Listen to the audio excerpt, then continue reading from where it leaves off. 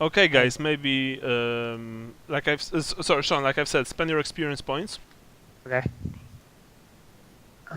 Oh, and I have about 2 hours, 15 minutes to play today. So Perfect, perfect. Okay. Now, good news and bad news. Well, good news, of course, is that we are having a game today. Bad news is that today I had my Horus Heresy League tournament play, and I I wanted to prepare the adventure, and well, kinda didn't, but it's like the fourth time that I'm running it, or third. So I remember most of the stuff, guys. By the way, very sorry that I, wasn't able to do that. Uh, Perhaps from time to time we'll have to like take a break, like a minute break, for me to quickly read a paragraph or two. Okay? that's fine because since I don't have mute on my headset, I'll probably have to take those breaks to go to the restroom. So Awesome, awesome. Yeah, because And then all of a sudden, it's raining. yeah, yeah. I was It like, always rains in Nuln. oh, plus 5 points for Sean. No, because the tournament was like at the other end of the city, but it was very early, so I was completely half asleep in the tram when I was driving there, and Oh. didn't manage to even open up my PDF. But I do remember this scenario, fortunately. Okay, Brian, what are you spending your experience points on? Please tell me. I'm actually holding out pretty much everything I need. I have to learn. Okay, Andrew, I know what you've bought. I believe. yeah, Okay. and that's really the only thing I could. So I'll think on the common knowledges. All right. Since I already have the one that made the most sense. Yeah, remember that languages and signs usually have to be learned. Right, and that's what I assumed, and that's Same with I mean, common knowledge is like a basic skill, so you can even test it on your on half of your intelligence. So, like in your case, I think it may, like I said, it might be common knowledge animals, forest animals, common knowledge, I don't know, forest trails, common knowledge forest fruit. I'm not kidding. Like right. Yeah, I'll think about in light of our adventures and what kind of foresty things we've done. Yeah, and maybe buy it next week or next game. Oh, okay, sure, no problem. So now, Jason, what are you spending your points on? I am currently learning everything I have is something I need to learn, so I'm currently learning Chilean and two-handed, so I'm not spending any points at this point yet. Okay, sure. And Sean, what about you? I don't know. I'm just looking at my thing here. Oh, okay. I'm just trying to figure out. Sorry. I am parched today, so I'm sorry for that. I'm just trying to understand my stuff here, because it feels like I have. Oh yeah, by the way, you've reminded me, Sean. Guys, take like, I don't know, between our games, take like 5 to 10 minutes one day to make sure that your character sheets are organized, okay? And that they are up to date. Like, it's no pressure, and I know that you are running them well, but just to be sure. Yes. It looks like I remember. I listened to the game, but I may not have written down the experience points that I got. Well, they're in the notes. I was putting them in the notes, and Yeah. last time was my last sessions. So. Right. Okay. Well, yeah. It looks. So yeah, somebody else needs to take notes today too. Right. I'm just. I think the main thing I'm surprised about is that I have so many after spending 200 last time. But let me just double check that my math is. No, that's why it's coming up. I don't have that many. It looks like I probably won't have enough to spend because I don't think I gained 100 from the last one. Okay. If I do, I might just do a stat buff or something. But anyway, I'll fix this while we're on the fly. Okay. All right. Sean, do you speak any languages other than Chilean and Empire? I don't speak Chilean. I think. Yeah,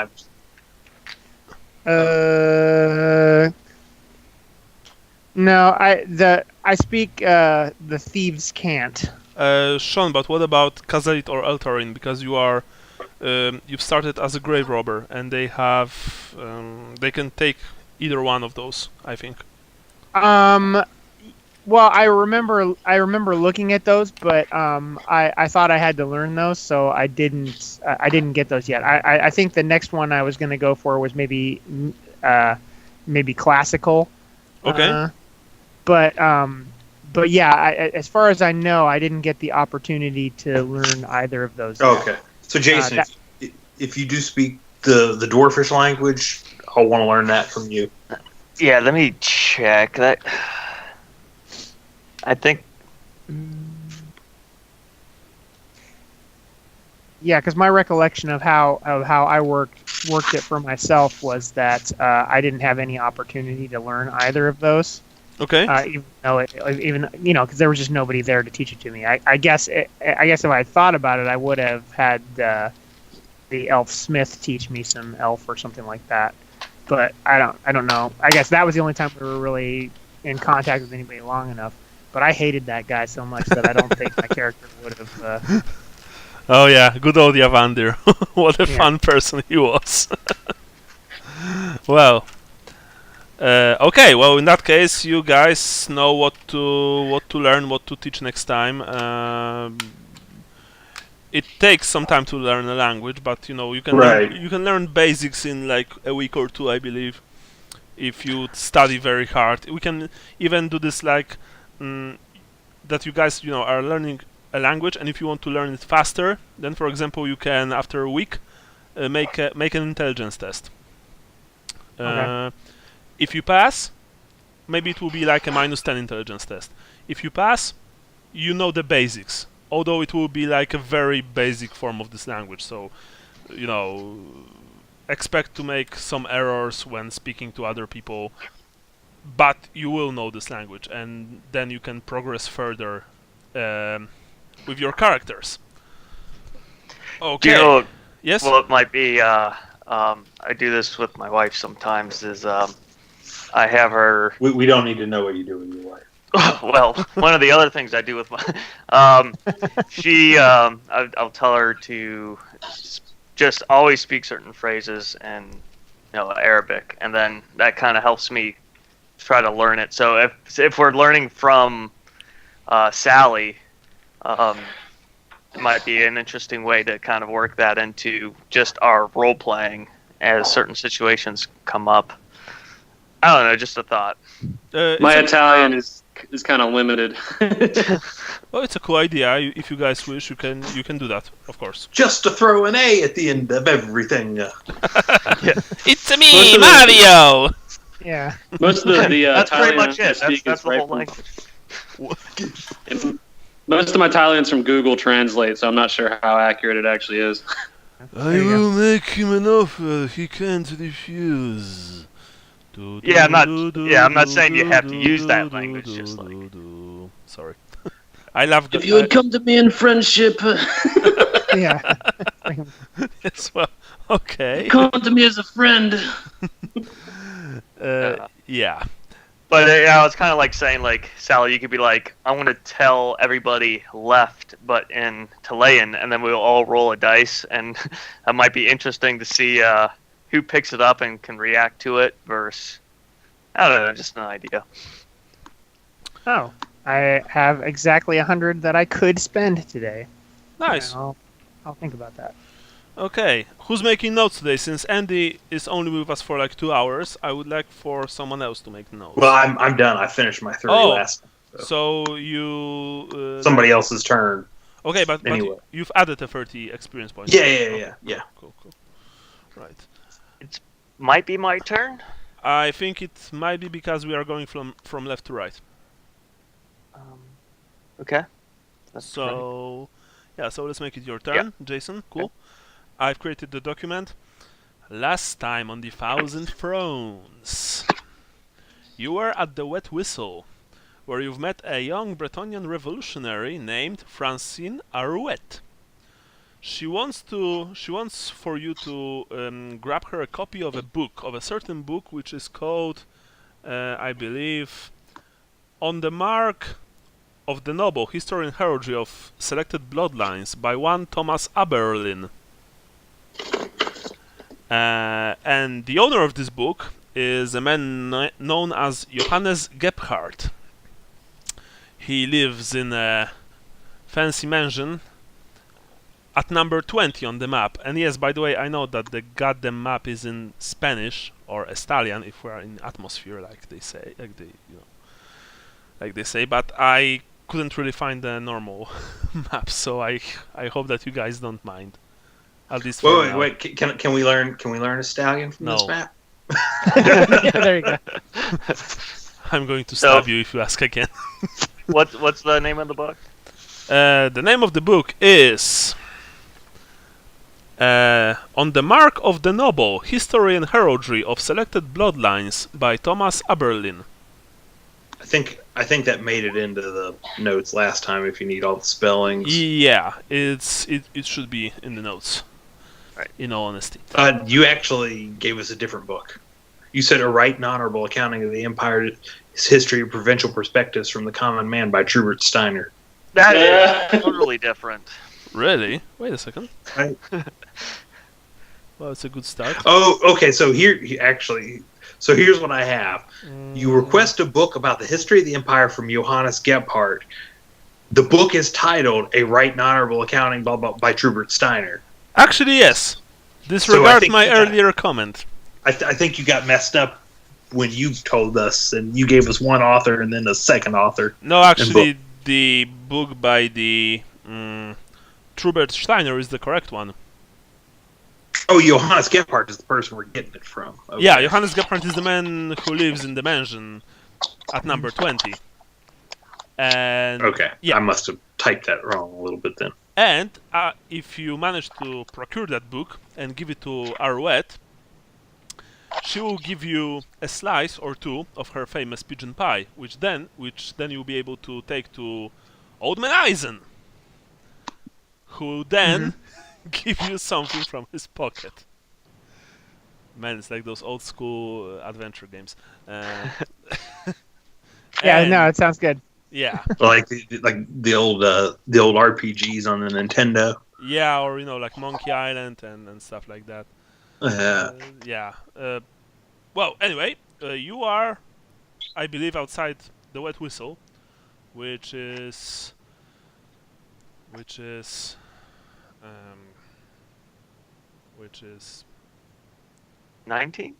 Yes, thank you. It is number 19. El Gaznate Mojado. Yes. So we basically just have to go around the corner then to number 20. Yeah. Herr Gebhardt lives there. By the way, you still have the dwarven scribe with you, Dwali, Runeborn. Yeah. He's extremely grumpy. He's like proper dwarf. That also means stealing the book is probably right out. Well, you can't follow all of us. Oh, and I did check. I don't have dwarf. Okay. We've apparently learned some dwarven expletives on our time here. Yeah. Okay. Oh, and by the way, I paid for a 5% increase to weapon skill, even though I probably shouldn't engage in any hand-to-hand combat since my armor's so messed up. But there you go. Hey, it makes weapon skill that much more important. Yeah. Makes it that much harder to hit you if you do get in combat. Yeah. Very well. So, are you going to number 20? I mean, I don't think we have a choice. I think we should head over there and try to buy the book off of him. Is probably the fastest and easiest way. I'm starving, so if there's another place where we could get a bite to eat on the way there. Where somebody isn't coughing everywhere? Yeah. Yes. Oh, it's just right next door. Okay. Well, let's make it quick then. Yeah, guys, let's make like a quick recap of what you need to do in this village, because I think it will be for your benefit. You were escorted here by someone who is like making strange noises with the plates. I was flipping through my book. Okay. You were escorted here by the Blausblut, which is a band of young nobles who are very unhappy about the like not primogeniture was the word, inheritance system present in the empire, in which the only the noble, only the oldest of the only the oldest of children inherit everything from their parents, and they want to change that. They've captured you on the road and brought you to the village of Pfeifeldorf, when you've been given a task by a man named Zacharias Lauer, the town steward, to go and find a chicken which belongs to Frau Gertrude. Frau Gertrude is a horrible hag of a woman who is very unpleasant to you. She distrusts outsiders, she's not a nice person. And she claims that it was not the crusade of the child who took her chicken. It was someone from the villagers themselves. You found a small trail of blood, which led to the Old Man Eisen's farm. Old Man Eisen is unfortunately a very old, very deaf, and very blind old man, who apparently also has, some of you noticed that, whipping scars on his back. Nasty red scars, and they did not look self-inflicted. They looked like someone did it to him. In his pocket, you've spotted something. A strange piece of cloth, purple cloth. And as you know, in the old world, purple is the most expensive of dyes. The same, strands of purple, cloth could be found on the on the broken fence separating Frau Gertrude's farm from the one belonging to Old Man Eisen. Eisen told you that he would give you this piece of cloth if you would bring him his favorite treat, which is a slice of swamp pigeon pie, which is made by Francine Arouet, a Bretonnian revolutionary.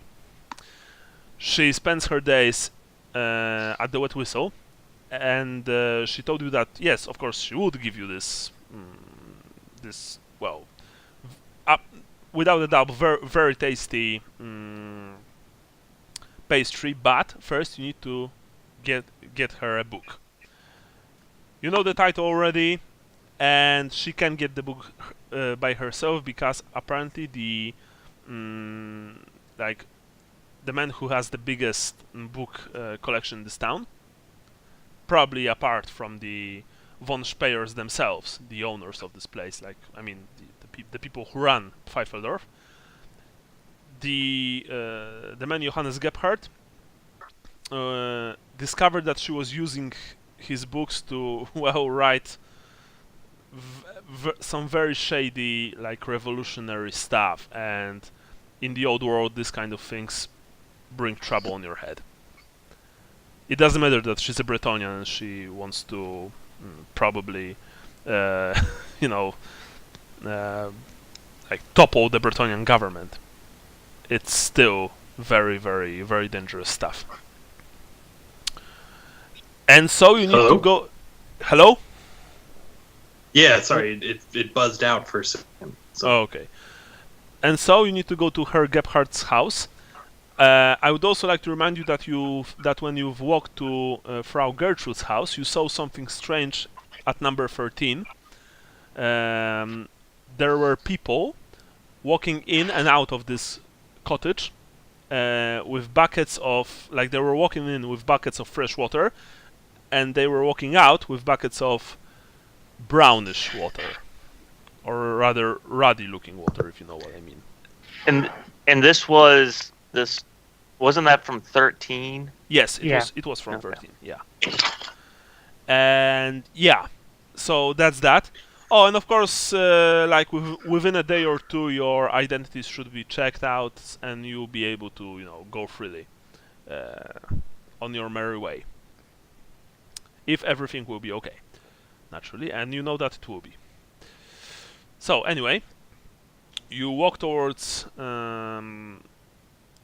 Gobhardt's house. You see that this man lives in style. His house is big, one of the biggest in this village, actually, and it's one of the houses which managed to avoid being destroyed or even seriously damaged by the passing of the Crusade of the Child, as most of the buildings in Pfeifeldorf have been, unfortunately, heavily damaged or even destroyed by the mob. There's graffiti everywhere, of course, proclaiming that Karl is Sigmar reborn, stuff like that, usual fanatical stuff. Yeah, but Herr Gobhardt lives in a 2-story building, and his house is clean. It looks very nice. You knock on the door, I presume. Yes.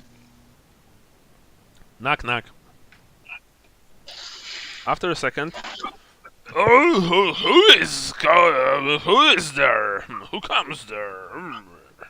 You can hear someone from the other side. Well, We're seekers here of knowledge. We've been told you have an extensive collection of books, sir. We'd like to make you an offer. the door opens and you see a man who is old, probably. He's like something like 50 years old. He's very overweight, dressed immaculately and very expensively. I will post his picture in a second. You see that his face is horribly pockmarked. He was obviously sick some time ago, like not 2 days ago, but probably a few years ago. And you see that his eyes are almost milky white. He squints almost constantly as he looks at you. Welcome, I am Johannes Gebhardt.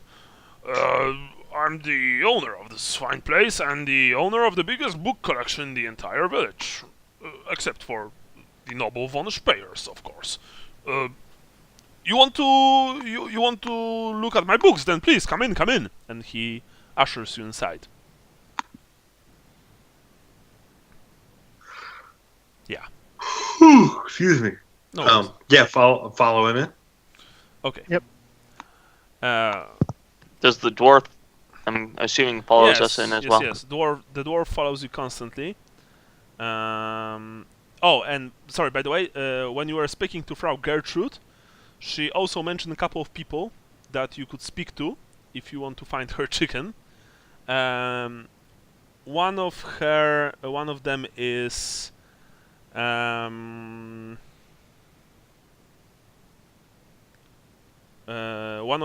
the bailiff, I believe. She told you about.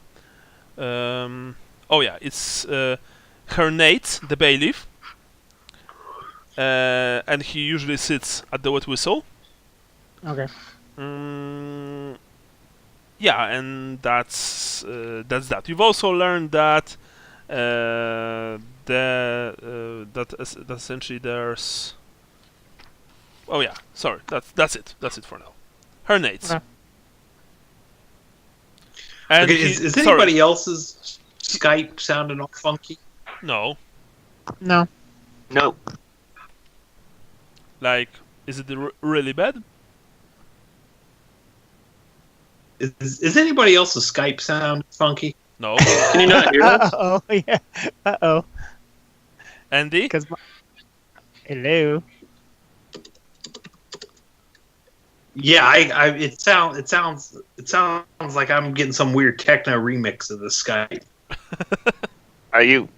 and now I'm not hearing anything at all. Yeah. Well, we were kind of quiet waiting for you. Do you hear Yeah. us now? Wait a second. Okay, I just got laughing. Okay, there's like a long delay, it sounds like. Yeah. I can hear you now. Yeah. Andy, finish these counts. 1, 2, 3, 4. 5, 6. No, something's wrong with. Yeah, Yeah. Andy has a delay. Okay, I'm going to disconnect him and reconnect him. Give him a moment Sounds to good. receive that message. Okay, he's gone. I'll try and add him now. Yeah, I feel like Skype is one level down from network, Wi-Fi networking. As far as like, does it work? Yeah. Is it voodoo magic? do we have does everybody have like Discord? Yeah, or I'm seriously TeamSpeak thinking or- about us switching to Discord, guys. Oh, Yeah, okay. I don't have it, but I'd be willing to switch. It's a simple download. Yeah, Mm. and you can use it on the phone. It's very nice, very intuitive. Okay, Andy, Okay. can you hear us normally now? Yeah. Okay, so let's try it for now. Like I've said, Reincarnates is the town's bailiff, and you can find him at the Wet Whistle. Okay. Anyway, Gebhardt looks at you. He smiles broadly. Oh, so you're interested in my collection, are you? I'm always happy to share my books with other enthusiasts.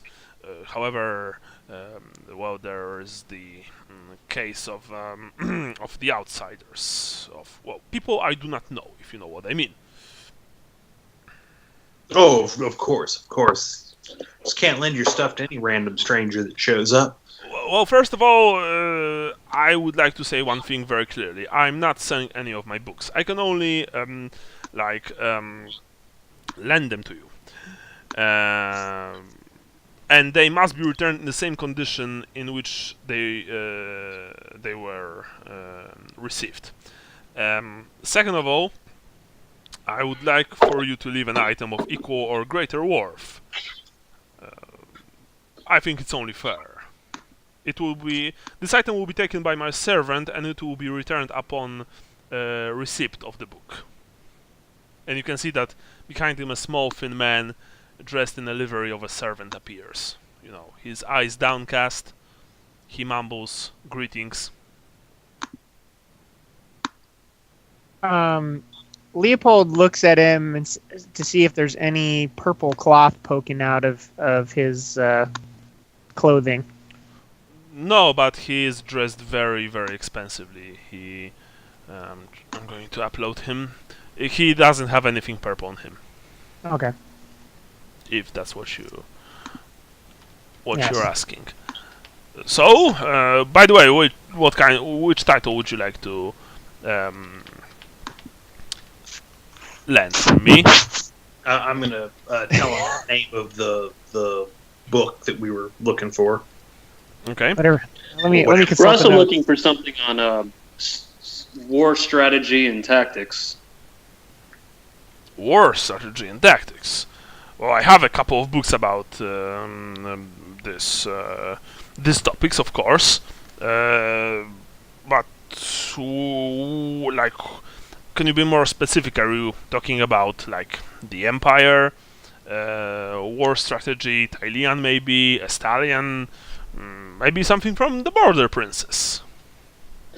Whatever you think is the most comprehensive. I've never been trained in the art of war, and it's We're something not- I'm curious. We're not interested in going up against any windmills, so we don't need anything from Miss Dahlia. Oh, I see that someone here read the classic. I'm impressed.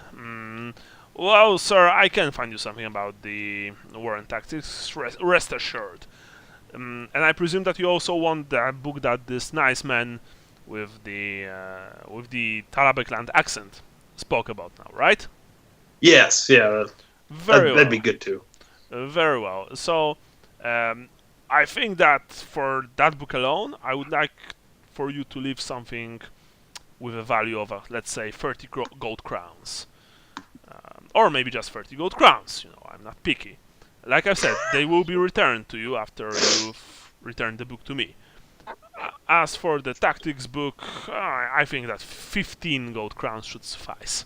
By the way, Johannes is added to the handout section. You can see him there. Yeah, I think we just leave him the gold grounds. I think Yeah, would probably sounds good be to me. Okay. the easiest way to do it. That's 45 total. Yeah. Yes. We have 33 in the war chest. I guess 36 technically. I've got 13. I'll drop that in. Just because I want to get the heck out of this town. It doesn't sit right with me. Okay, so I'll leave Since that would- 32 out of the war chest. Well, why don't you... Yeah, okay. That's fine. Herr Greatheart. Greatheart's the name, right? His name. Gerhardt. Gebhardt. No, Gebhardt? Gebhardt. Yeah, it's in the... If you look in the handouts... Oh, you yeah, can see it's Gebhardt. spelled. Yeah, like, Okay. what was it? Former senator from Indiana, was it? Dick Gephardt. I have no idea. That's But old. you are not an expert on American senators from Midwestern states? in Jeez, the Michael. 1980s. Unfortunately not. But if I God, would what did they teach you over there? Well, you don't really want to know. But if I would be running, for example, a game of Dota Green set in the United States, then yes, I would be an expert. You can be assured of that. Because I always make a very thorough research. Yeah, that's well. Anyway, Herr Gebhardt. Yes, yes, sir. We've been traveling for some time, and we have yet to have anything to eat. Could we? Seriously. Can you give us a chicken, please? You haven't had a stolen chicken. Would you have perhaps a meal for a servant of more? For a servant of more. Roll for charm, please. All right. Uh-oh. Now let's see. He is a. I have charm, and I have What is it? It's something about speaking with nobles, I think. Can I chime in to help out too? No. If you chime in, it will look like you are begging for a meal Etiquette. from this guy. I got etiquette. Okay, so yeah, so etiquette definitely helps in that case. All right, so that's just the D100. 55. And that's what is that? That's a botch. Use a Well, lot. it What's your skill? bonuses. If you haven't Charm, passed, charm that's a should botch. be your fellowship. Yeah. I doubt is I'm gonna your fellowship roll- 55? No, my fellowship is 33, but Oh. I have etiquette and I have charm. That means that you are running on your full fellowship plus 5, so it's like 38. okay. Well, I'll roll. Yeah, I'll spend a luck for that. That's a good 'cause- idea. Yeah, because the last thing we want is him running us out without the books and keeping our money. And yeah, Oh, because there you go. you insulted his mother. Yeah. Yeah. I wasn't talking about your mother. I was talking about that. That That other Johannes Couple Gebhardt's other- other mother. mother, yeah. Yeah. Oh, well, sir, I always have a meal for a servant of more, actually, for a servant of any god. It's always a good idea to have gods on your side, I believe. Stefan, could you please show Mr. What's your name, sir? Vincent. Vincent, to the kitchen? Yes, Herr Gebhardt, I will. Please follow me, says Stefan, who sounds like a creep, by the way. I'm gonna follow him. Say, hey, Lucas, why don't we take these books and Yes, go do our studies while they go eat? Yeah, sounds good. If you follow Sounds him, good. then the servant stops you and I don't recall you being invited to the kitchen cell. Uh-oh. I'm a servant of Esmeralda. This is a very sacred rite in my religion. Roll minus 20 fellowship. Charm. Okay, let me look over my talents real quick. Etiquette doesn't work with this guy, by the way. Okay. I do have charm. Well, charm means that you can roll on your full fellowship, essentially. Okay. and Deal Maker. I don't know if that'll work here. No. Deal maker is for deals. You're not making a deal, you're trying to eat. Nice! He looks, he hesitates for a second, but then nods his head. Very well. Very well, sir. Then I don't want to offend a servant of Esmeralda, is it? Yes. She's the goddess of the hearth and the home. Oh, then I really don't want to offend her. Please follow me. Okay. So you two go to eat, while Vincent and Leopold, you follow Gebhardt. Oh, by the way, the servant took, of course, the money as as a safeguard, so to speak. Sally and Vincent follow the servant, yeah. servant. And you are following. Can I take the strategy book with me? Yeah, you can borrow the books. I just want to flip through it while we're reading. Lucas and I are taking the other book and we're skedaddling. Okay, so no, sorry, Sally. If you are going to eat, you are going to eat. You're not going to grab the book, because Gebhardt is giving you the books. He's giving the books to Leopold and Lucas. So, okay, I do want to read that at some point. Well, then you can by all means, but probably not right now if you want to eat. So anyway, Gebhardt takes you to his library, and it's very well stocked. You can see that this man has a passion for reading. There are dozens, even maybe hundreds of various tomes, manuscripts, books of all sorts. Yeah, it's impressive. Leopold looks around for any heretical texts. Can Leopold even write and read? Yeah. Yes, he can. Okay. Yeah, I'm the only one that can. So. Okay. Well, you shouldn't be proud of that. Anyway. Lucas is flipping through the book upside down, interesting. It's yes, very well written. Yes. I read it for the articles. Of course, and I'm watching porn for the plot. Yes. No, really, I do. Anyway, Gebhardt. Is the plumber going to fix the leak? Some kind of leak for certain, yes.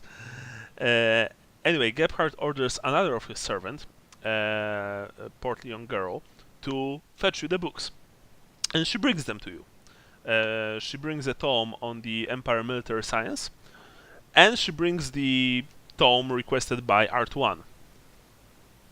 Okay. Sorry, not Artuan. Francine Arouet. I don't know why I said Artuan. Anyway, yeah, Francine Arouet. Here you have, mine Ern, the books in question. I don't need them, sharpish, but it's usually a sign of good manners to return them, within a week.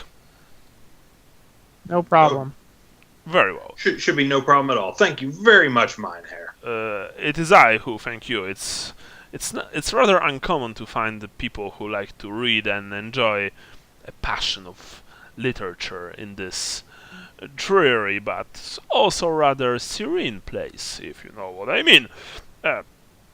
Anyway, Marie here will see you to the door. Have a safe travels, and have a safe day.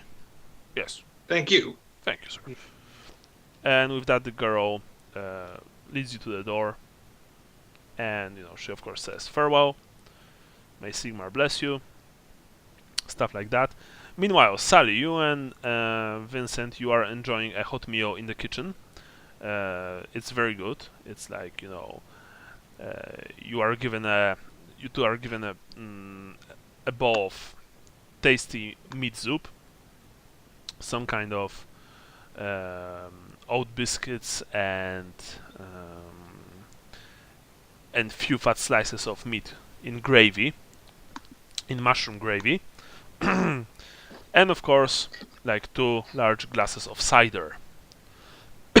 Bitter, tasty cider. I toast Vincent with it. enjoying my meal.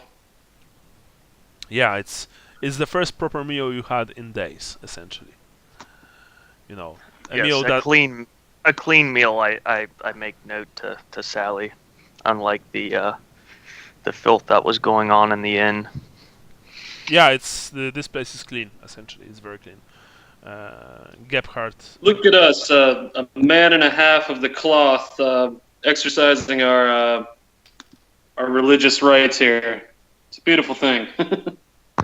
Vincent's going to kind of go into discussion about more with Sally and Talea and all that stuff and their relationship with more small talk. Okay. So you two are just like speaking easily while eating a hearty dinner. Yeah. Okay. Well, of course, after like less than an hour, the servants are trying to like give you signs that you should probably go. That you are holy man and it's very nice. Yeah, but like seriously, get out. Yeah, I want to be very thankful and do a shallow bow and then be on our way. All right. You too, Sally, I presume. Yeah, I imitate what Vincent does, acting extra holy. Of course. Give a little blessing of more and I assume Sally blessing of whoever. I pat my belly as is tradition. Esmeralda, of course. Okay. Lucas and Leopold, are you waiting for the guys outside? Because you're. No, I think like we're trying to get. At least Lucas's intention is to get this so we can get the stupid pie, so we can get the stupid piece of purple thing, so we can figure out what the heck we got to do so we can get the hell out of this town. Right. Okay. Leopold is starting to think about just burning the whole town down, but yes, he wants to go back to Francine and get the pie. Okay. Well, in that case, you are making your way to the Wet Whistle, and as you enter the place, you can of course clearly see the tavern owner, Martin Klein Schrott, who always has a nasty cold. There's of course Francine Arouet, and there's also another man who is large and imposing, although not as quite as large and as imposing as Frau Gertrude, who interestingly does not seem to drink anything alcoholic, and he looks like he's a heavy drinker of sorts. Oh, and he plays cards with a couple of patrons. Anyway, you make your way to Alouette, I presume. Yep. All right. Which one was that? Hello. Oh, that's back. She's back in the inn, She's right? the swamp pigeon pie lady. Yeah. At the inn. Swamp pigeon, and that's just another word for rat. I don't know, bat. You make your way to Francine, who was scribbling something in her notebook. She looks at you as you approach her, and she smiles. Oh, hello! I see you have the book. Yes. Very well. Here's the pie, and she presents you a wicker basket, covered in a piece of cloth, red and white. I've made quite a lot, so I give you a whole half of the pie. Oui. All right. Sounds Oh, good. thank you very much. Oui, oui. Oh, so what are you taking the pie to? Old man, whatever his name was. Old man Eisen? Oh, Yes. Yeah, yeah. Oh, poor sword. Leonhard von Speyer had him whipped some months back for crossing his path and tripping him up. More evidence of the cruelty inherent in the class system. We tried to take up a collection for him, spearheaded, oddly enough, by Leonhard's brother Lucas. Eisen took our brass pennies all right, but I'm fairly certain he planted them. Perhaps he will reap gold crowns, no? Hopefully. Speaking of gold coins, Yes, we had to put 30 gold coins down to borrow that. So keep it in good condition, and we need it back within the week. Very well. I will actually only need like a single evening, probably, and then you can have Excellent. the book back. Since you are a very helpful man, maybe there's something I could help you with. Tell you something about this place if you are interested. About the people. Sure. Do you have any idea what's going on with? And I discussed House 13 with the weird carrying in the Casita water. Schmidt. Yeah, that's the one with the people bringing in the water and coming out with the brown water. Yeah, you see that her face darkened a bit. Ooh, poor Caspar Schmidt. Old Caspar cracked shortly after the crusade of the child passed through. You are aware he committed suicide not 2 days past. Hanged himself by the neck. Terrible way to go. It was religion that brought about his downfall. He took to the crusade like a drowning man to a piece of driftwood, and it changed him. Now you hear rumors that he was also in a blood cult, and that's what drove him to it. In the absence of any evidence, I would dismiss such rumors as the idle gossip of people with too much time on their hands. However, his wife, Frau Schmidt, a charming woman, devastated by her husband's suicide. Try as I might, I have not been able to cheer her. I suspect only the passage of time will salve that particular wound. You're not thinking of talking to her, are you? She isn't taking visitors now because she is in the mourning.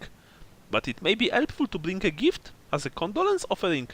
And by all means, do choose your words carefully. I look at Lucas. Yeah. Anyone else you're interested in? I've been in this town for quite some time. I know a lot of people. The von Spires, you were saying that how often do they come into town? I've heard that they're not really that involved with the whipping of Old Man. The von Spires. Lawrence, the father, doesn't oppress the villagers overmuch. I am afraid that may end when Lenhard, his eldest son, takes up the reins.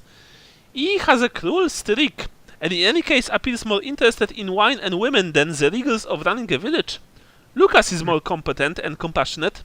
I truly believe Old Man Eisen would be out on his ear tomorrow. He doesn't contribute to the community, and is wasting some valuable farmland, if not for Lucas' pleadings on his behalf. Okay. Lucas, Reinhard, and Lawrence. Got it. Lucas is the youngest.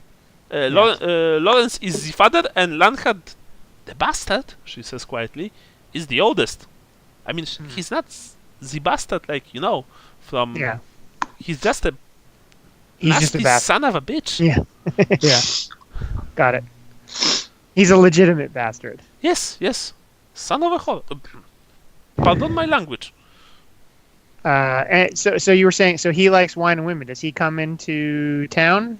Sometimes he rides through it, but he usually wines and, fucks in other places, not Pfeifeldorf. Okay. There are not too many women here who are attracted to this wine, myself included. Yeah. Sounds good to steer clear. Yes, you should definitely steer clear of Lenhard's path if you know what's good for you. Unfortunately, Herr Lawrence is very ill, and people are saying that he is not long for this world. This is a perfect example of why the caste system should be toppled down. Revolution. Yes, actually, is Lucas a member of the Blausblut? Yeah. Oh yes, he is. He's actually friends with what are the names? Wendell Ott and Arnold Schade. Okay. Good to know. Yes. And that's the little band of nobles. The guys that press ganged us. Yes. Yeah. The one that I was going to shoot in the face. Would you anything else? How is the Garden of Moor kept? Is there a... But you're not there. Oh, we're still eating. Okay, sorry. I thought we ate and then left. No. You're still eating. But that gives me an idea for later for when Leopold has an idea for how to use Vincent and Moore to approach the widow later. Okay. So, she looks at you expectantly. Anything else? Or if that's all? Yeah, I look at Lucas. I can't think of anything else. Can you? No. I think this has been quite helpful. Thank you very much. Thank you. If you have any other questions, I'll be more than happy to answer them for you. And if you are going to the Schmidt's house, then, like I said, please be very gentle with Frau Schmidt. Oh yeah, definitely. Yes, we're the soul of discretion. Oh yes. Yes, you look like that. Oui. Alright, and with that, I presume you make your way out of this place. Yeah, although we'll probably wait out front for Sally and Vincent. Well, out front is the fanatic of the Crusade of the Child, who, as soon as he spots you, he asks if you're not ashamed of yourselves to enter this den of inequity. I give him whatever the imperial equivalent of the middle finger, or the English two fingers up, because I just don't care. All right. Oh, that of course only angers him more, but since you are big tough man, he doesn't continue the harassment, so to speak. I was gonna say, he only glares at you. Who is the dwarf with? The dwarf is with Lucas and Leopold, since you two are eating. Yeah.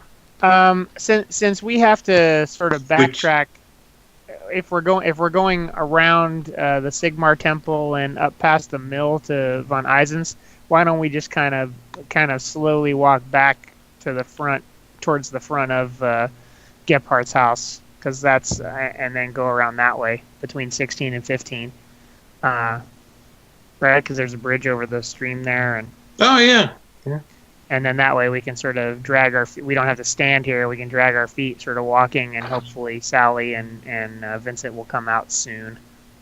3 hours later. But we can also just I feel like Leopold says to Lucas, we don't need to wait for them. This town isn't that big. They can find us, and they know we're going back to they know we were going to what's her face to get the pie, and then the pie to the dude. So we can wait for them, over there if we still need to wait. Okay. Although Lucas was kind of hoping to bait the fanatic into a fight. Okay. He's just grumpy. He's grumpy. He wants to get out of there. He wouldn't mind punching somebody in the face, but he also knows with a government official behind him, he'd have to get the other guy to start it. Leopold puts his hand on Lucas' shoulder and whispers to him, like, "Don't worry, we're gonna burn this place down before we leave." I'm thinking that's a good idea. I really am, because this place is giving me the creeps. They're all a bunch of heretics. Well, heresy is. Oh, what? So I gotta go to a side here. I'm sorry. They had a thing at my son's school on Tuesday night, and they had all this art displayed. There is a kid that goes to my son's school whose last name is Heresy. Nice. Oh my god. First name Horace? No. Oh man, heresy. Okay. Well, that's like years ago. They had the kids draw monsters for school, and my son drew Cthulhu. So that was fun. Thanks to games like Terraria, my younger son can spell Cthulhu, but there's other normal words he can't spell. Yeah, exactly. That's the same sort of thing. He would do that with Terraria as well. I respect that a lot. Drawing Cthulhu, always awesome. Yeah. All right, so we're headed off to number 11, but we're walking slowly in case give them a chance to catch us. Of course. Meanwhile, you guys, you've finished eating, and you came out of the Gephardt's the Gephardt household. Where are you going now? Well, Sally, I imagine they figured everything out, and we could just make our way to Altdorf now. They're probably waiting for us on the road. Yes, on the now, road. I guess. Where are we on the map? You're We're at 20. Yeah, We're you're at at 20, 20, okay. and we are probably rounding the corner between 15 and 16 at this point. I would Okay. imagine if we don't see you, the first thing we do is go back to the inn, and if you're not at the inn, we'd we'd make the logical. Did we see them when we walk out? No. We Yeah, did so tell I we guess did we- tell what's her face where we were going. By the way, Yeah, because that's how she started the whole thing. Do you want to give us any extra information? So Yeah, is there anything you want to talk to her about, Sally? We probably see that she has the book already. See, not in particular. Just want to ask where Lucas and Leopold went. So, are you making your way there to the woman? Yeah, we're gonna walk to the inn if we don't see them, and then Yeah. Okay, sure. You enter the place, and of course you see that there's the owner, the woman, Francine Adouet. There's a card game at one of the tables, but you don't see Lucas or Leopold anywhere, unfortunately. Madam, it appears Oh, oui. It appears you have the book you need. Oh yes, I yes, imagine it's I'm open. already working on it, she says, and you can see that she is indeed like writing something down from the book in question. I'm gonna, I already thanked your friends for the help. It was very nice of them. Oui. I want to kind of nod and did they say where they were heading? You said where you were heading, right? Yeah, Yes, yeah, We did. that's- We said we were going I to believe take it. I believe they are heading to the Old Man Eisen's farm. Oui. All right. Well, take care of them. We'll be on our way. Thank you, monsieur. Have a good day, she says, and she smiles broadly. I want to step out and be like, Sally, is there anything you want to do in absence of this dwarf that's following us around? What was going on with the with the people taking the buckets out of the house? Why are you asking that? I'm asking Vincent. Okay. I don't know. Do you want to go check it out on our way over? Yeah, it might be I don't know, worth looking into. I'm kind of shaded out by the whole thing. All right, we'll take the long way back then. Okay. We'll start walking towards 13. It's 13, right? Yeah. You're making your way Yeah. to the number 13. And just to make everything more difficult, Leopold and I are going to split up. And then, Well, I mean, I don't know if we're necessarily going to walk in, but I kind of want to observe from the road, you know? Okay. Yeah, and I think, we are separate from the dwarf, so if there is anything we want to do discreetly, we might as well take advantage of it, because we don't know if we'll have this opportunity again. Yeah, I think that's the main reason I want to do it. Like, to be fair, I don't know what Lucas and Leopold know. You know what I mean? Yeah. So, like, Mhm. it seems like a logic. Honestly, to do stuff without the dwarf there is probably not a bad idea. Yeah, that's It's just funny based on what she told us. You guys are going over there first, but that you don't know that, so it's fun. yeah. Yeah, we're trying to play within our bounds. Well, okay. So you guys are making your way to the Skype is getting weird for me again. Okay, it's time to disconnect you. I think it's also time for a small break. Okay, Sounds great. good. Yeah. Alright, I'm gonna heat up some lunch and I'll eat you guys. See you in a few.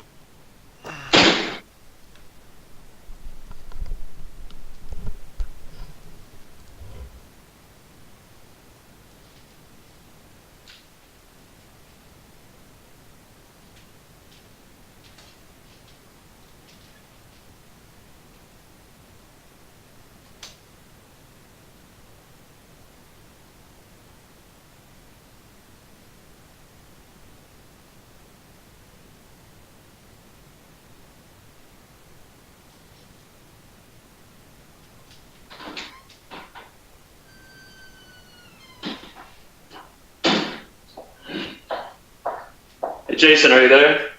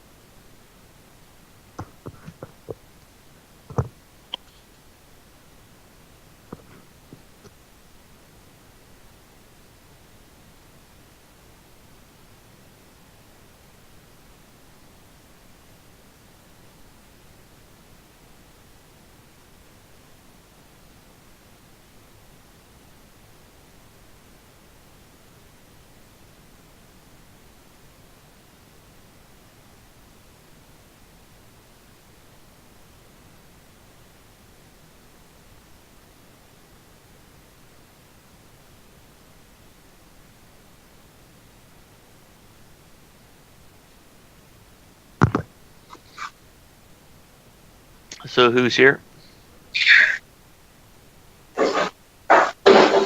Yeah, I'm here.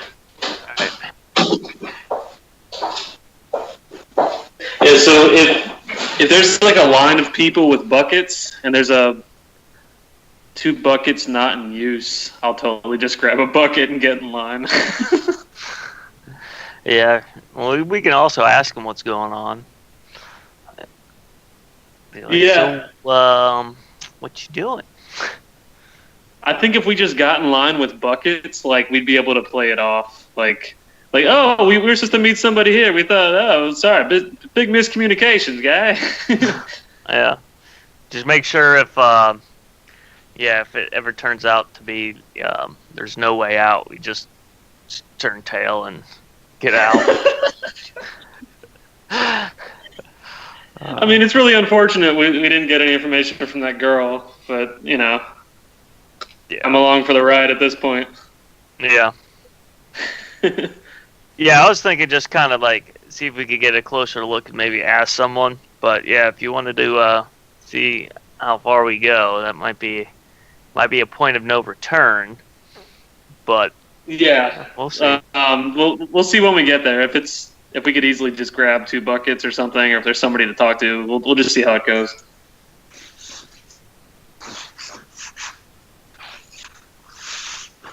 Hello?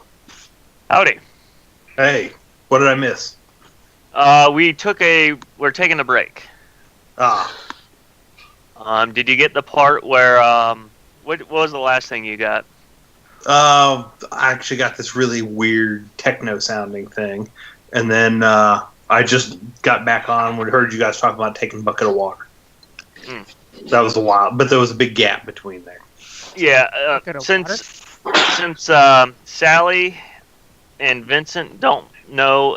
Well, we know where you guys went, but since the dwarf isn't with us, we decided that we're going to investigate Building 13. Taking advantage that the dwarf isn't with us. Did you get that part?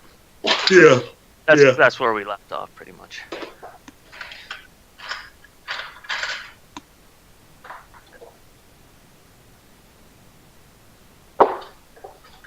I didn't get half of the discussion that the Bretonian lady was telling you with all the names of Lucas the youngest and some other person with some other person.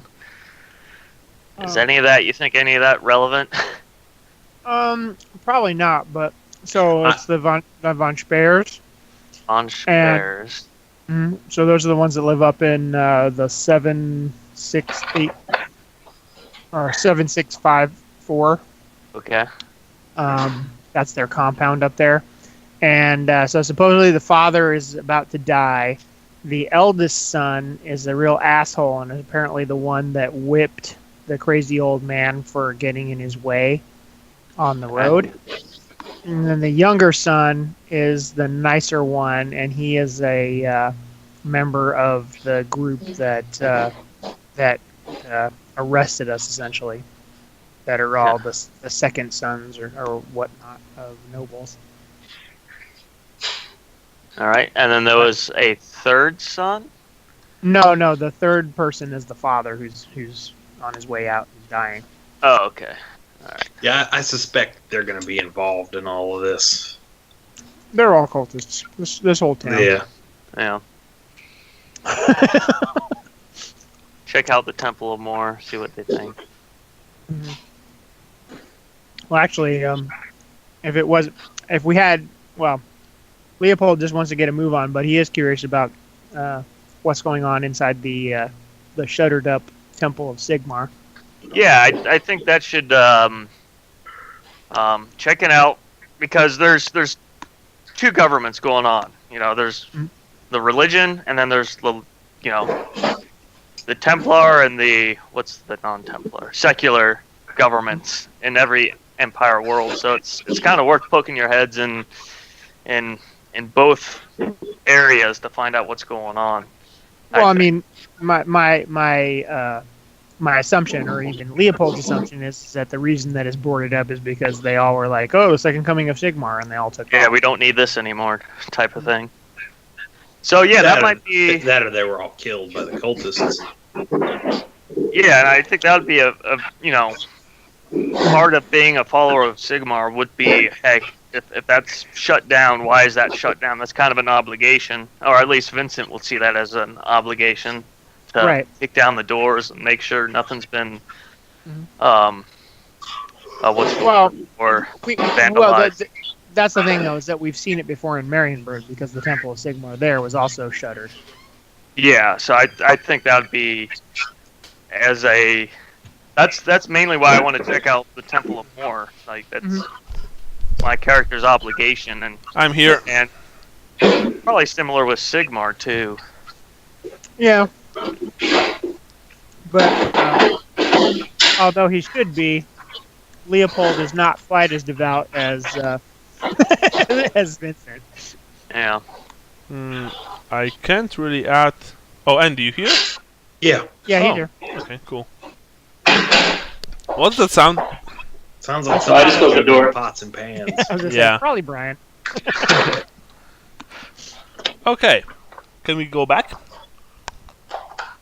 I Yeah. think we can. Yeah, I'm ready to go. Sally, are you, or Brian, are you ready?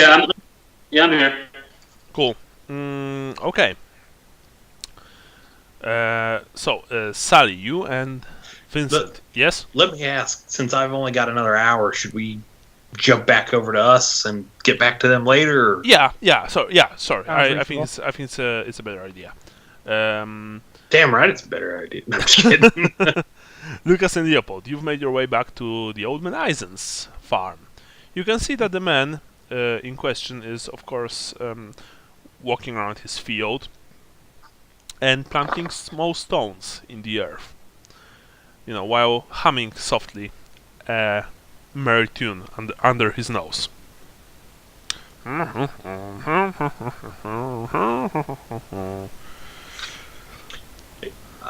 as we're approaching, I tell Leopold that we might. He only asked for one slice, and we might need the other slices for something else later. So let's make sure we can just get give him one slice. Yes, we are on the same page. I was thinking the exact same thing as we might use that as an offering to the widow Schmidt as a way of getting a foot in the door. Yeah. And also, you guys haven't eaten. or if you guys get ambushed, you never know. Yeah. Pie in the face. Toss the pie at the ogre. Okay. Okay, you approach the man in question, old man Eisen. Of course, he doesn't notice you and he doesn't hear you because he's almost completely blind and deaf. What are the odds he has no memory of this? Yeah. Pretty good, but well, let's uncover the pie and sort of start waving at him. Okay, yeah, that's a good idea. Okay, so you uncover the pie, and what's next? Start sort of waving to him and saying, Herr Eisen, we have your pie. We have a piece of pie for you. You want to cry? Why do you want to cry? I point at the swamp pigeon pie in the basket.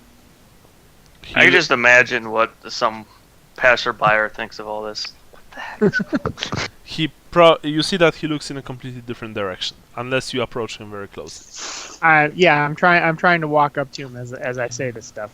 Oh, do I smell, Lady Alouette's excellent pigeon pie? My favorite. Yes, let me cut you a slice. I pull out my dagger. Thank you, Sonny. Oh, here's now. I cut him a slice of pie with my dagger and hand it to him. A big slice? A third of it. All right. Out of it, a third of the half. He grabs the slice and stuffs it in his mouth. They're delicious.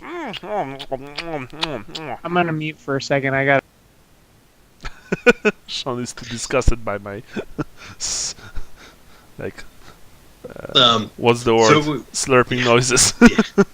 when he's done eating, I'm gonna try to real slowly but loudly ask for the cloth in his pocket.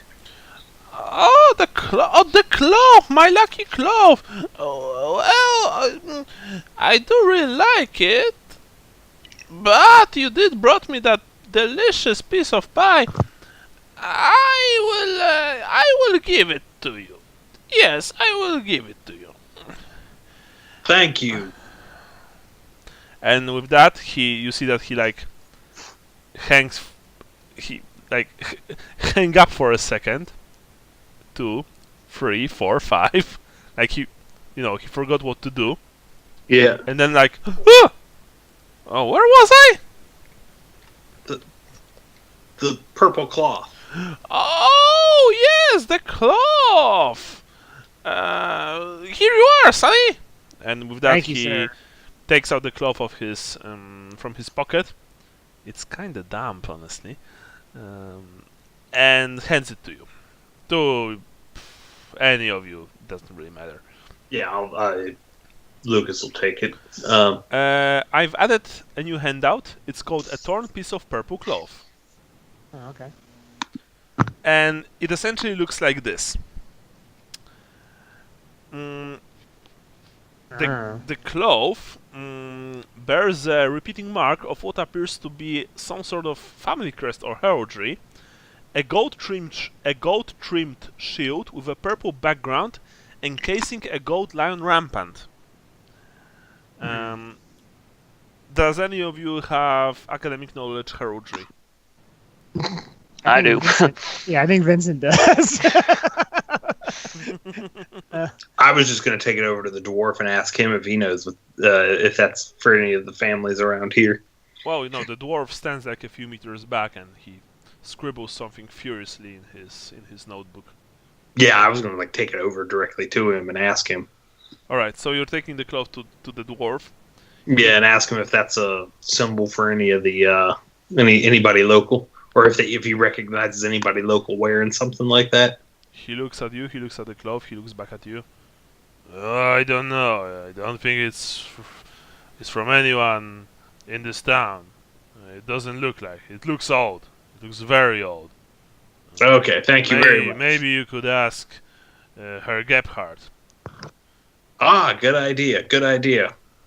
Thank you. Go back and tell Leopold that he has no idea, but suggest we ask Herr Gebhardt. Yeah. Or Senor Gebhardt, as it would be on this map. Yes, Senor. Senor Gebhardt. Okay. Great. So now we should probably. Well, What? so we saved some pie. Yes. Right. And my thoughts were that we were hoping to find Vincent and Sally by now, so that we could all go over to 13 to the Schmidt's house. Right. and- I know. I'm trying to come up with an option that doesn't sound like I'm just trying to meet up with them. Right. Because that's probably what we would have done next, since they hadn't shown up, or Right. But Well, that was my intent, was to go there next with the pie. So. right. With the remainder of the pie. So although my plan was, I tell to you that since Vincent was a servant of Moore, that we thought that would be a way that he could discuss, the consolation of the Right. the peace of Moore upon her husband. Blah blah blah. But he's not here. So what do you want? So do you think we should just go over there and offer her a pie and see what we can snoop around? Yeah, I think so. All right, let's do it. And then You're go make- offer Sigmar's blessings. Okay. So you're making your way to number 13. As you make your way to the number 13, you see that in front of you, Vincent and Sally are walking in the same direction. Hey, No. Lucas fellow and- travelers. Lucas. Oh, okay. Lucas and Leopold. See your backs, essentially. Holler out to them. Okay. 'Cause I actually Sally, wanna- Vincent. I want to ask Vincent if he knows any idea what that symbol would be. It'd be as well. All right. Well, before they approach, I want to look at Sally and be like, "Well, there goes our opportunity to do this discreetly." and then I smile and wave. Okay. Hey, Nice. fancy seeing you guys here. Okay. Right. So. All right. Yeah. Yeah. Should I see if I can identify that? Yeah. Lucas hands you a small torn piece of cloth. It looks and actually it feels very old to the touch. You can try make a -30 academic knowledge heraldry test. -30. Jeez, Yeah. Okay. I need like a 6 then. Well, we'll see.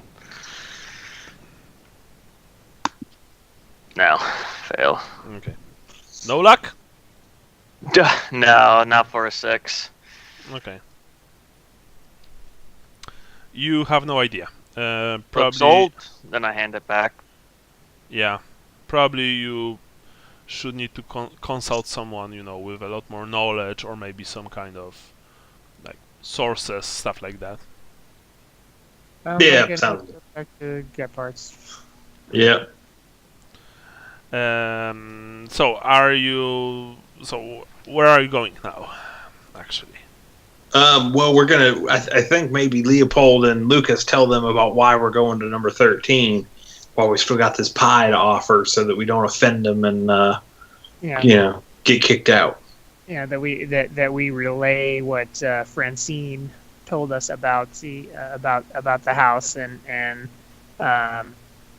about the wife and I propose my idea of taking the servant of Moor angle to offer consolation after the passing of a loved one. And a pie. Well, a slice of pie, because if we can keep that other slice, the third slice of pie for us, that's not a bad thing. Yeah, that's a good idea. Was the how long ago was the death? 2 days. 2 days ago. Oh, 2 days. Okay, so it's recent. Okay. And then we can also sort of figure out what the deal is with the brown residue water. See what's going on in the house if they let us in. Yeah, you do that. Okay.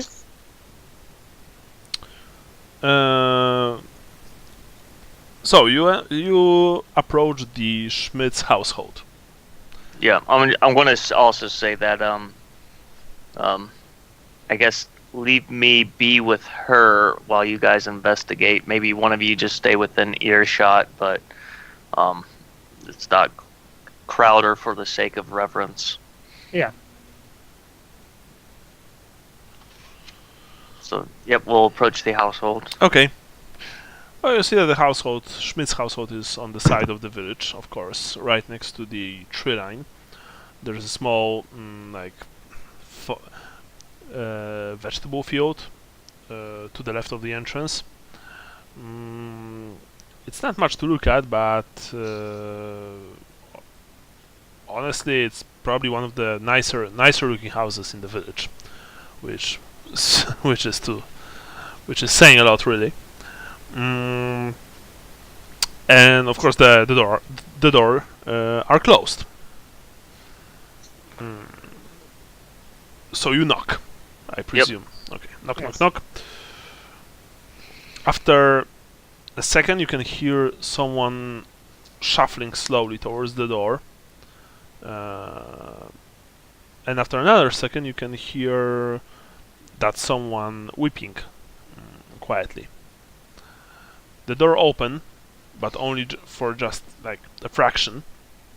And you see a not unattractive woman in her early 40s, who probably one time was vivacious and full of spark and vigor, but now she looks almost uncharacteristically somber and dour. Yes?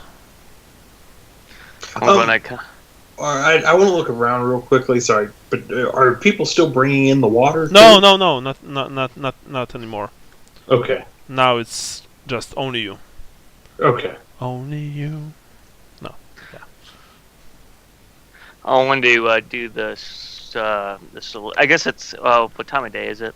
I believe it's afternoon. Okay. I want to do this the salute and say afternoon, ma'am. Hello. I'm here as a servant of Moor, and I wish to speak to you about your father's passing. Was your father or husband? Our husband's passing. He was my husband. Mine. She looks at you. Good start. Your husband's passing. Yeah, that guy that like he lived with you, was he your father or something? I don't know. Like, well, you look so good, you know. Well, I mean, doesn't matter. He's dead already, so like, cut me some fucking slack. By the way, you doing anything tonight?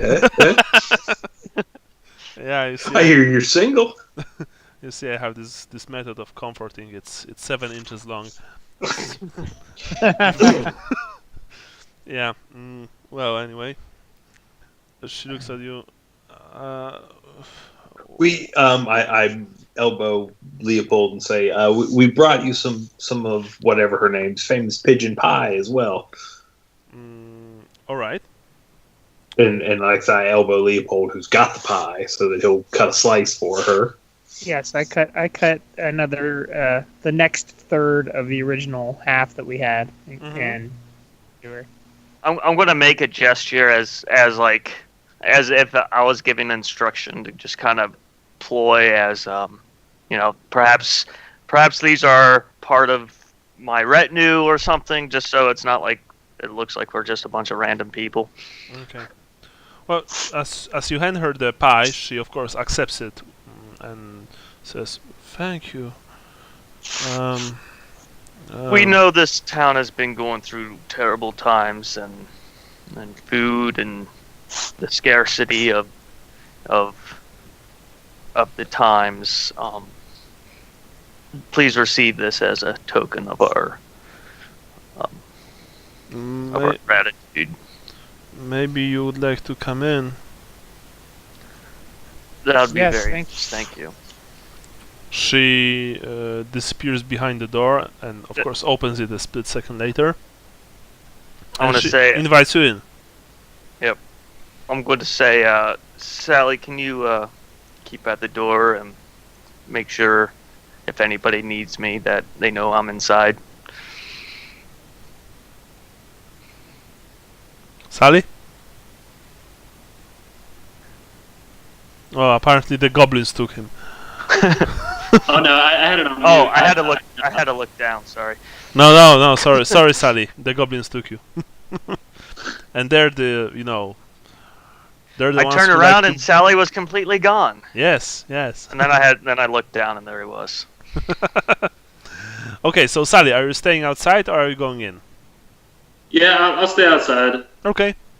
So you're staying outside and you're essentially guarding the entrance. The widow Schmidt took you inside and she tells you to you wait here for a few minutes. I'll go and fetch you some herbs. And then she disappears in her kitchen. Where did the dwarf? Did he stay outside with Yes. Sally, or did he come in? Yes, Okay. yes, he stays with Sally. He of course doesn't look at you, Sally. He's just busy scribbling something. You see that inside a pole hangs over the main room. It is large and lit by only a few candles that cast long dark shadows across crevices and corners. The ceiling is a meshwork of logs propped up in a triangular fashion above a huge central crossbeam. Toward the middle of this crossbeam is a small groove where the wood stain has been rubbed off, a lone scuff mark in an otherwise pristine piece of lumber. Apparently Frau Schmidt has no choice but to entertain you in the very room in which her husband died. Good thing you said that, because my brain was running a little slow. Yeah, because from looking at the place, you guess that there is no other room capable of accommodating so many guests. And as you look around, you can also see that she enters the room with a small platter filled with cups, which smell strongly of herbs. And she essentially, caught you looking at the scuff mark on the central crossbeam.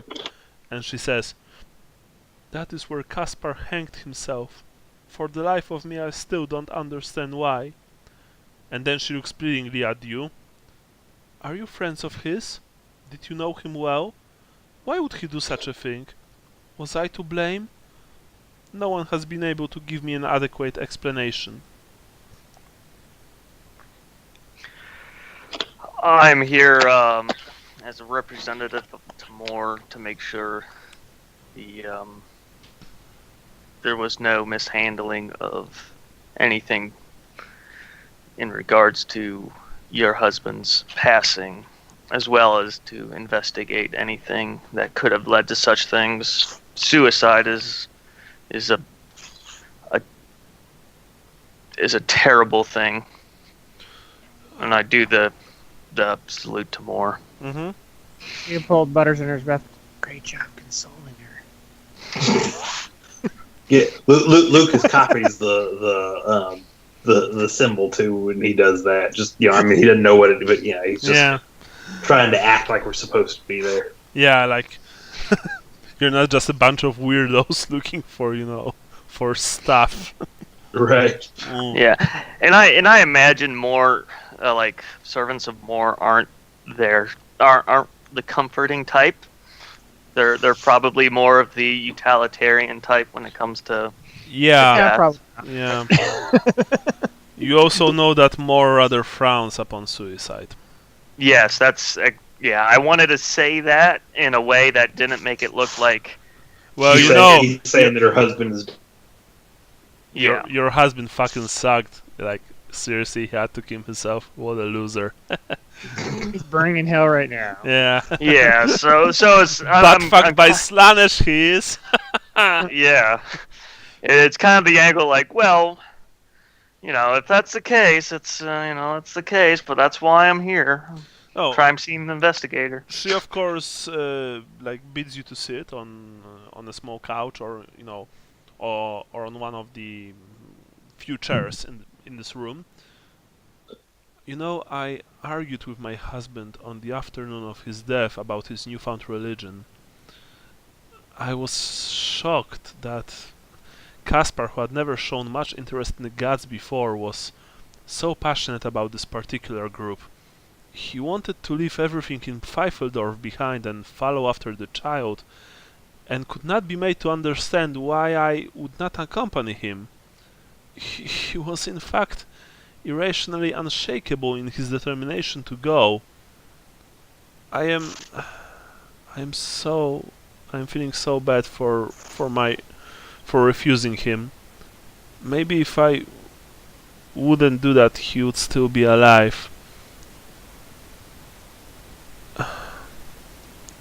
Anyway, after a few hours after this argument, he went on to meet with one of the younger von Speyers to discuss important business affairs. He sent me away and told me not to return for several hours, so I visited Frau Fochtenberger, the wife of our Sigmarite priest. He also left with the crusade, and commiserated, and we've commiserated about both of our husbands' sudden religious conversions to the crusade. And after I've returned home, I found my husband swinging from the central crossbeam. And she, of course, begins to cry because you see that she can't take it anymore. I asked which. She's a witch. Which of the brothers? Yeah. Which of the brothers? I don't know that which was. one. I don't know. Oh. She said the younger.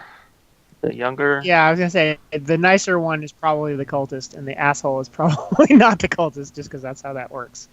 I don't know which one. After I came back, one more thing. His den, and she points at a small door leading to one of the side rooms, was in total disarray. I've informed Nates immediately, and he contacted Lauer. And Lauer ordered an immediate investigation into the death, but spent very little time on it. He told me that it was an obvious suicide. He examined the den in a very cursory manner before locking it, and informing me he would send a representative to examine the room and log its contents. When the representative was not coming, I believed the matter was closed. But now that you are here, maybe, and she looks at you pleadingly, maybe you are the representatives. Of course, of Yes, course. we'd be happy to take a look at any evidence in the den to investigate what happened to your poor husband. Okay, now let me just make one very quick test.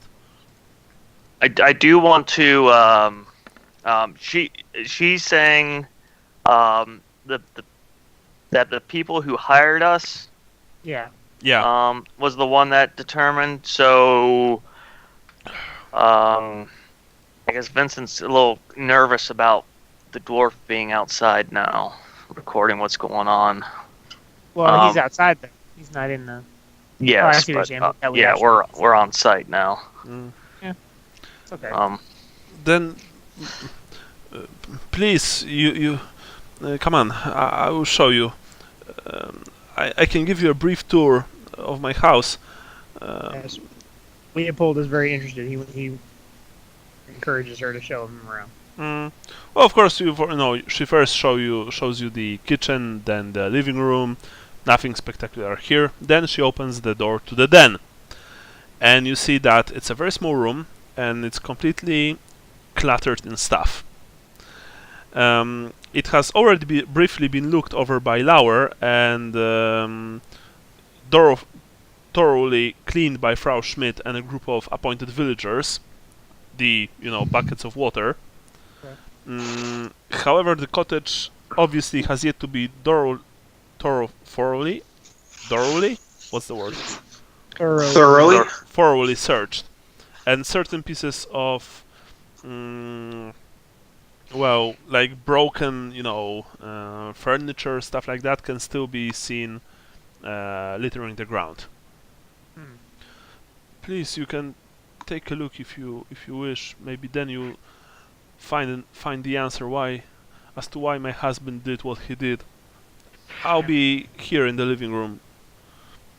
For the sake of your husband's soul and the argument of his opposed suicide, we will need you to describe whatever you can of the scene before it was what appears to be clean. Why don't I? Lucas is going to kind of push Vincent out to talk to her out there, while Leopold and Leopold's going to search the room. Yeah, I'm going to lead her. I'm going to follow her back to the other room and ask her that as go in.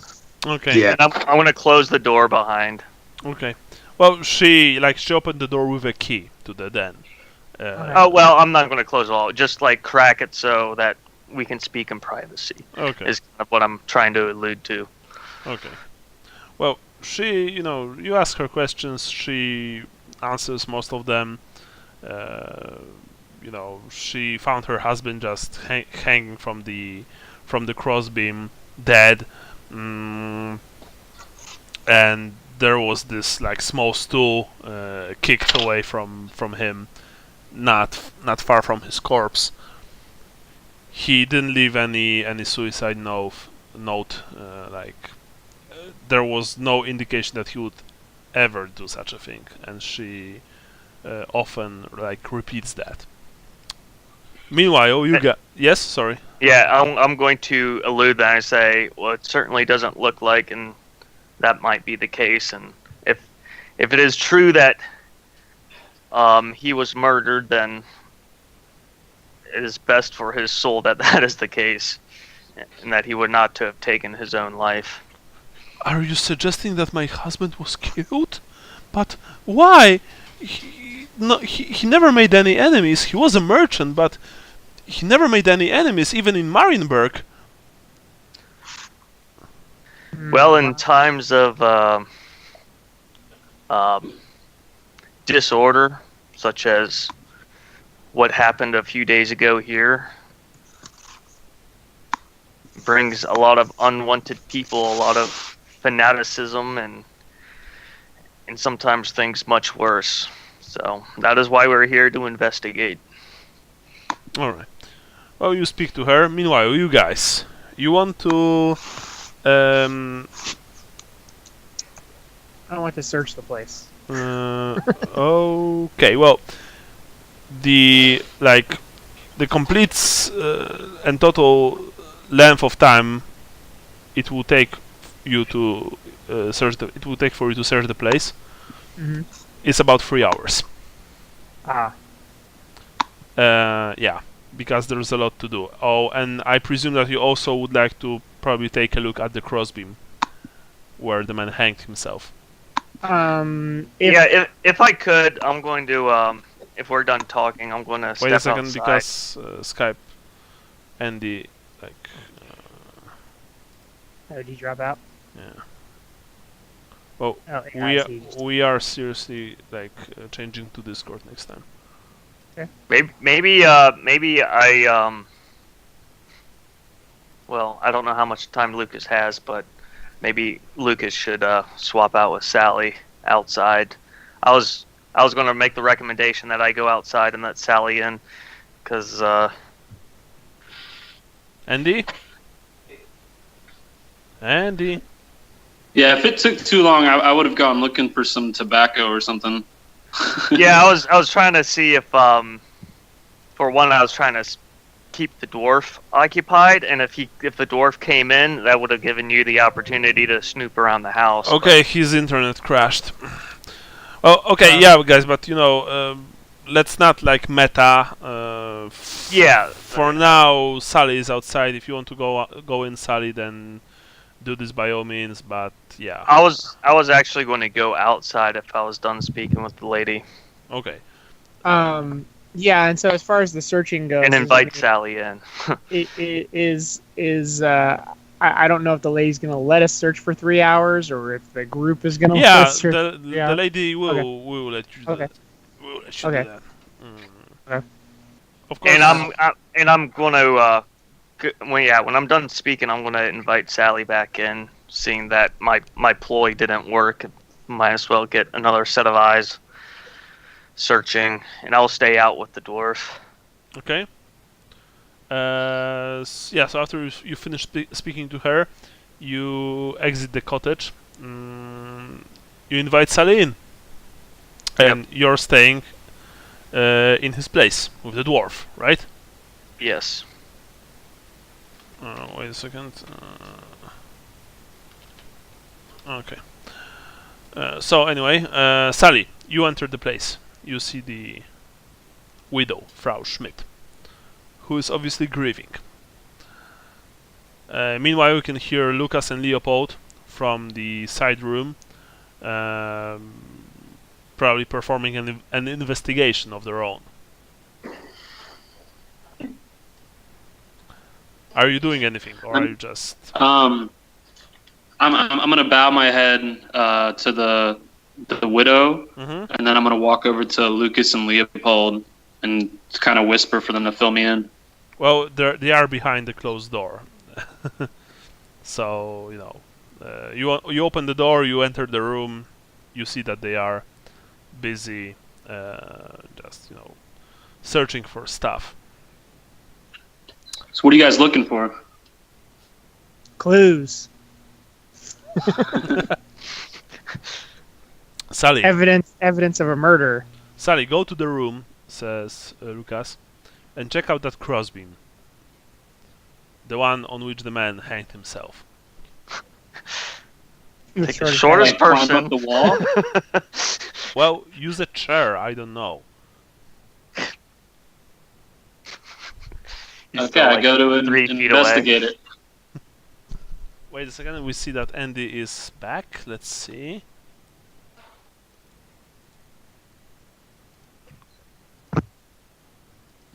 Beep boop. Let's see if he will reconnect.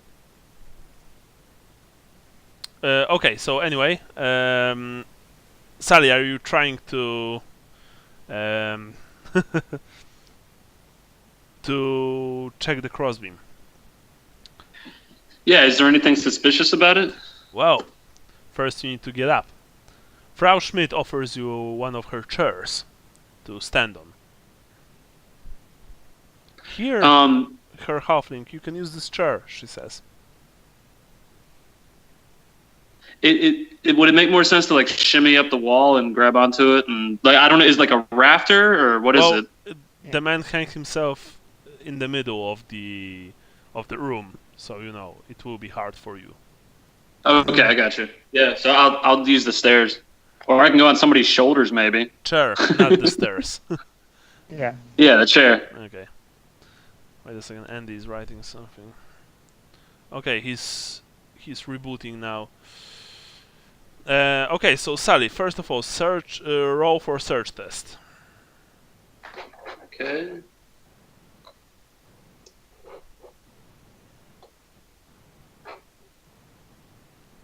Oh, I'm gonna use a luck on that. Yeah, because you would fall otherwise. I got one left after this. Okay. no, at least it wasn't a botch.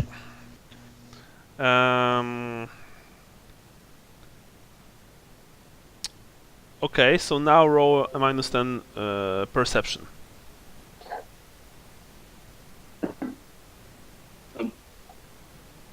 Okay, nothing. Right, well, you're looking at the crossbeam, but you don't really know what you're looking for, honestly. So, like, Maybe one of you big folks should take a look at this. yeah, you're like shouting to the guys in the room. But the guys are busy conducting their own investigation, and it takes them almost 3 hours to complete.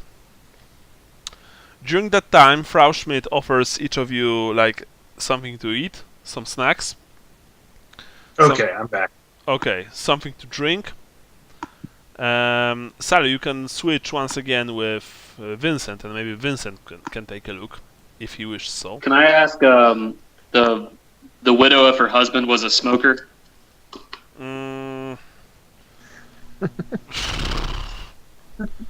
Let's see. Are you seriously wanting to get tobacco from her? Yes. Yeah, I've been trying since we left Marienburg. Yes, I think even in Marienburg, I was trying to find it. Yes, he was. She offers you some. I leave her a gold and say my greatest gratitude. She doesn't take it. She says she can take it. So, Sean, were we able to actually search the den? We're in the middle of a 3-hour search. Yeah. So I haven't rolled anything yet. You don't have to roll. Okay. Because, like, all right, Sally, you took the tobacco. The guys won't be able to help you with the crossbeam, at least not now. Maybe Vincent will. If you want, you can, use him. Guys, meanwhile, it took you almost 3 hours, but you've managed to grab something interesting. Very interesting, in fact. Well, very, relatively speaking. First of all, you found a religious pamphlet, scattered, not a single one. You found scattered propaganda pamphlets from the Crusade of the Child. And the child shall lead them. Know ye, O men of the Empire, that Sigmar is born again, in the guise of a child, with the strength of a man, and the beauty of a god, who doth bear the mark of Sigmar's might, emblazoned on his breast. From the west comes he, to bring justice, peace, and prosperity, once again to Sigmar's land, to banish the evils that beset us, and to set right all wrongs. Look upon him, ye benighted, and know his divinity. Follow his brave standard to Altdorf, and reclaim what is yours by right. Justice, peace, and prosperity for all. I'm going to upload the handout soon, but for now. Then, you found a letter from Wendell Ott to Kaspar, stating that Lenhard von Speyer has agreed to allow him access to his extensive library on imperial heraldry. The word Hollenbach is scribbled in the margin. Let me see. Dearest Caspar, I have spoken to Lenhard as you requested, and he agreed to allow you 3 hours in the library for the purpose of heraldic research only. In the event that you should find what it is you seek, Lenhard would consider it a personal favor if you'd share such information with him at your soonest convenience. Sincerely, Wendell Ott. And on the side, scribbled is the word Hollenbach. And then you've also found a receipt for goods purchased recently at a Marienburg shop, marked 1 tonic to be used in case of restlessness.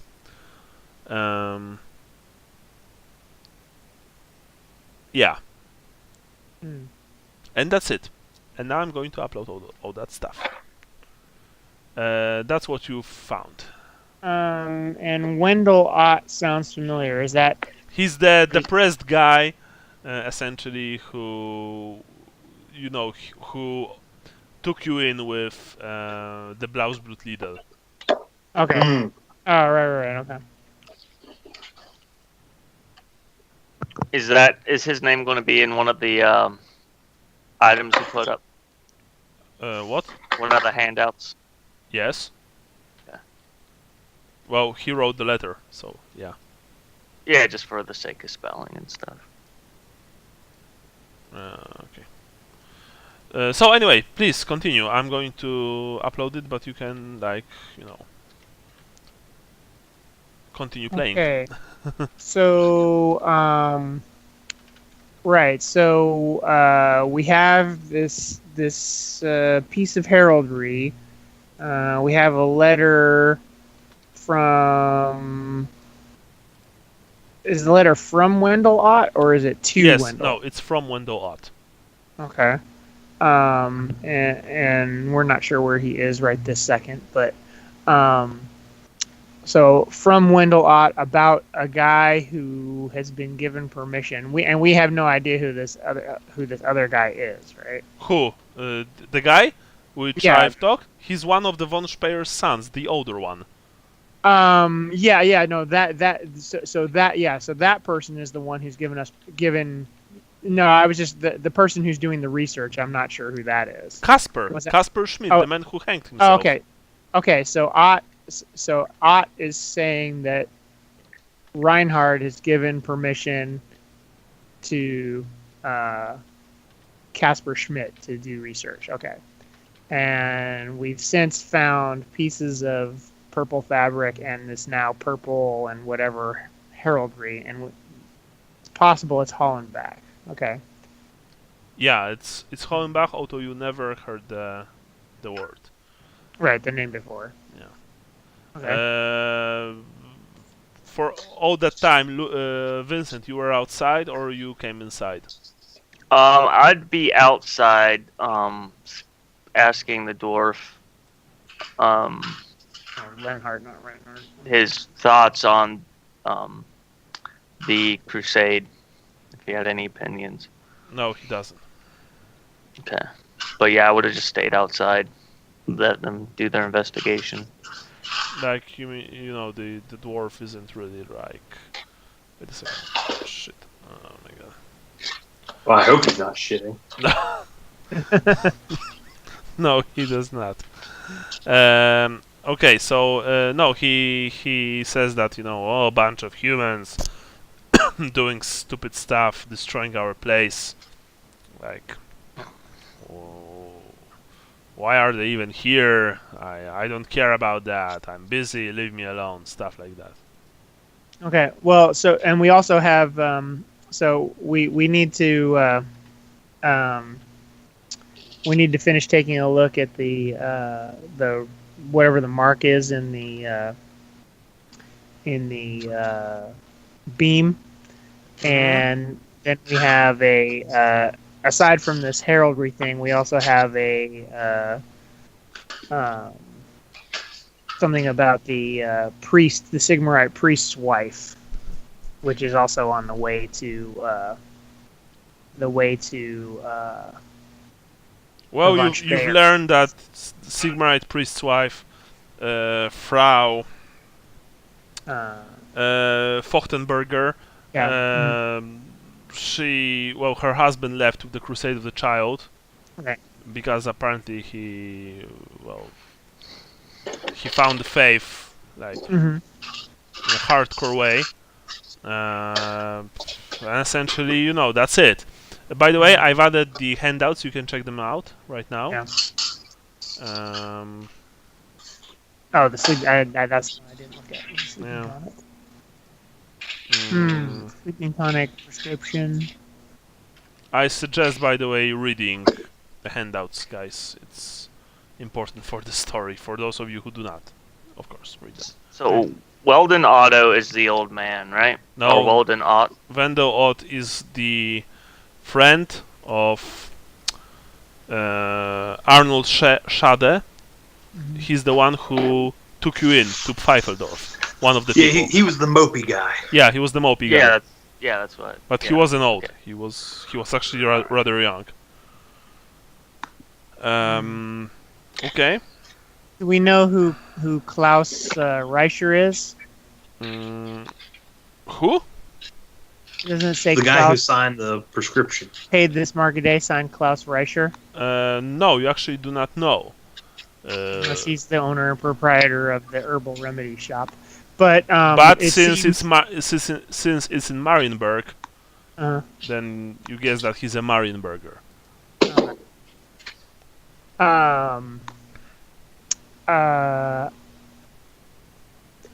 ask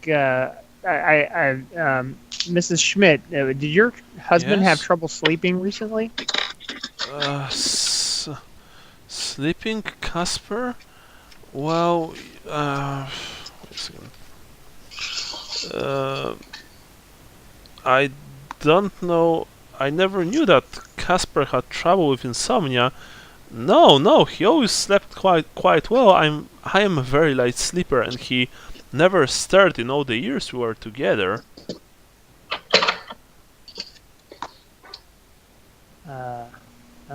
Okay. And has anybody looked at more carefully at this this mark in the beam? Sally? Am I outside or am I inside? I don't remember if. No, you're inside Okay. now. You're You inside. well, I would imagine, unless you Yeah. came out. Okay. Yeah, I need to get on somebody's shoulders or something to see this. I'm having a hard time with the chair. Or maybe I'll stand on your shoulders. Anyway, yeah.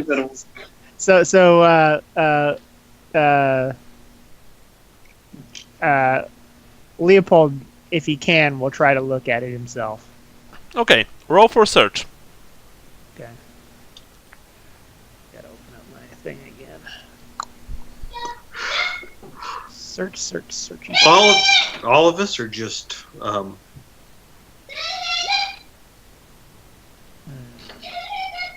That looks like a success. Well, you found the perfect spot where Casper hung himself. Without a doubt, it is like, you've just took a very good look at it. You've climbed one of the chairs. Now you can roll -10 perception.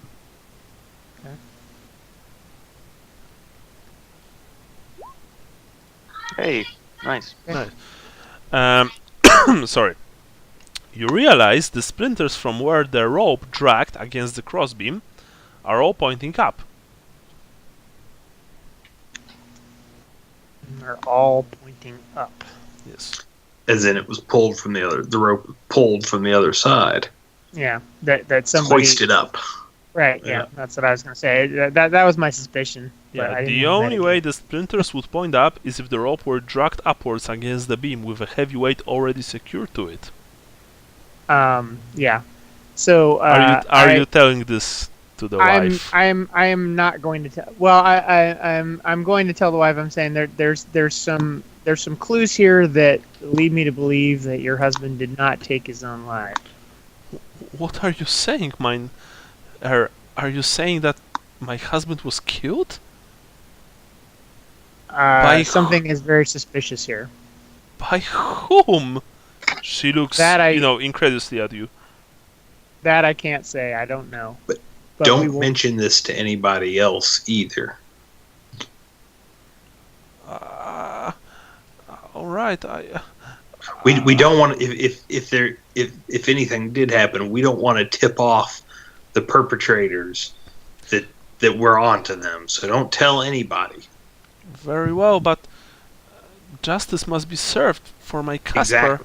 Exactly. I am here to dispense Sigmar's justice. And that's why we don't want you to tell anybody. We don't want anybody realizing we're after them. Yes, we don't want them to get away from divine retribution. Well, maybe you should tell Lauer or the bailiff Nates, or even his. We are definitely going to go talk to them. We're or even supposed his second in command, Walter Schnee. Yes, we will undoubtedly talk to them soon. Very well.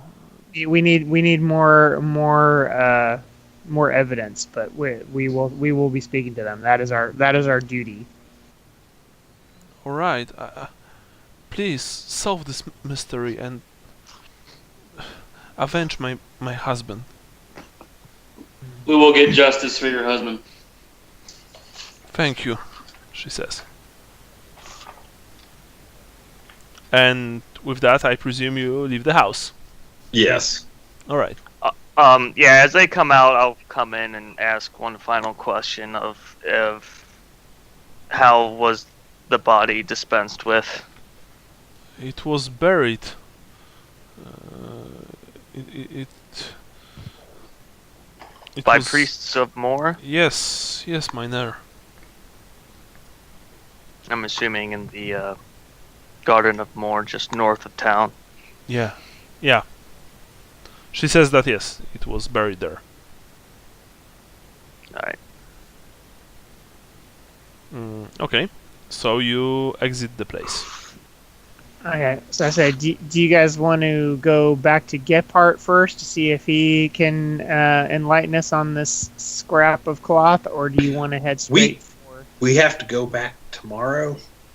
Oh, okay. I don't want to, or we'll probably be going back tomorrow because she'll be done with the book, and we probably don't want to. That would look weird if we came, like clearly we're not reading the book right now, but then we come back with it tomorrow, like we're done with the book. Okay, I see what you're saying. Yeah, can I see that strategy book you got as well? Have at it. Cool. I'm gonna read it tonight. Okay.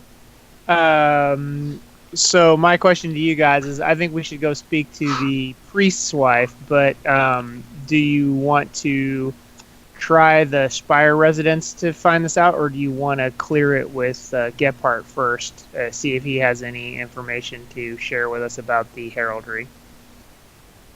I think we go ahead and go to the wife's place first. Mm. And then I think the crazy lady wanted us to talk to the bailiff and his cronies anyway. So we should probably talk to him too, and then we can because this lady pointed out we should talk to him about it. And I don't want to clue them in because my first thought would be they're probably in on it. Yeah, they're all called. Yeah, so we don't necessarily want to mention it to him, but that way we're seen going to talk to him, so it looks like we're not investigating this other issue completely secretly. Before we leave, did we get any information relating to the buckets and the they were black cleaning. water? They were cleaning the room. What were they cleaning from it? Because there was a body in there. Yeah, but black water? Wasn't it black water? Brown. It was brown. Brown water. It was just dirty water. Probably. Okay. What do yeah. you say? I don't know. It just seems excessive that they had a bucket brigade of dirty water when a guy just hung himself. Well, I think it's coagulated. Like, I mean, when you kill yourself, you crap your pants and all that. You know what I mean? That's what I'm saying. You release your bowels, and now you're hanging when you release your bowels, and on top of that, the whole thing sounded really suspicious to me. Like they were trying to get rid of evidence, which is why I think they're in on it. So they would be cleaning it very thoroughly. Yeah, it's either they're either involved or they're afraid of what they think it is to the point where they don't want other people to find out. Otherwise, Leopold might burn the whole village to the ground. Well, that's already a given. But yeah, the you know the sleeping potion, they so they drugged him and then they hung him. Yeah, I would discuss with so what did you guys find out? Mm-hmm. Kind of fill me in. But obviously, we're keeping it quiet so the dwarf doesn't hear. Yeah, sure. Well, I mean, Let's the dwarf, he walks a few meters behind you and he doesn't really care. Yeah. So, yeah, let's go to Casita Fachtenberger. Okay. Now I need to consult my map. Sorry for that. Casita Fachtenberger. Where's... okay, so it's number 9. Yes. Okay, you make your way there. You knock at the door. Yes. And after after less than a minute, an elderly woman opens the door. You see that she's dressed immaculately, simple and not very expensive clothing on her, but it's very immaculate. And she has a stern look on her face. Yes. Excuse me, How Frau can I- Fachtenberger. Yes, I am. Sigmar's blessings be upon you. Always, and with you, young man. Thank you. We're here to discuss a few matters regarding the recent the crusade and sort of the events surrounding the passing of the crusade through the village, if we may. I'm listening. We have learned about the passing of Herr Schmidt, and Oh yes, a real tragedy. yes, and learned of his enthusiasm for the crusade, but he was unable, for obvious reasons, to go. Do you know anything about your husband's involvement with the crusade? Well, my husband decided to leave the town to follow after the crusade of the child. He is a Sigmarite priest, and he said that it was his calling to follow the Sigmar Reborn, to follow Sigmar Reborn. Who am I to say no to such things? Although I do miss him dearly, and unfortunately I did not share his beliefs that the boy was Sigmar Reborn. I met briefly with Frau Schmidt on the day of the suicide, but we were simply discussing our own husband's peculiar devotion to this new crusade. I suggest that you speak to Frau Schmidt if you have any questions, but please be diplomatic. Yes, thank you. We've spoken with her briefly. I see. Do you know? My friend here is a servant of Moore. Do you know anything about the burial of Herr Schmidt? I know that it was conducted with all the appropriate rites. Do you know if any of the priests of Moore got involved with the crusade? I honestly have no idea. Is there anyone caring for the Temple of Sigmar at this moment?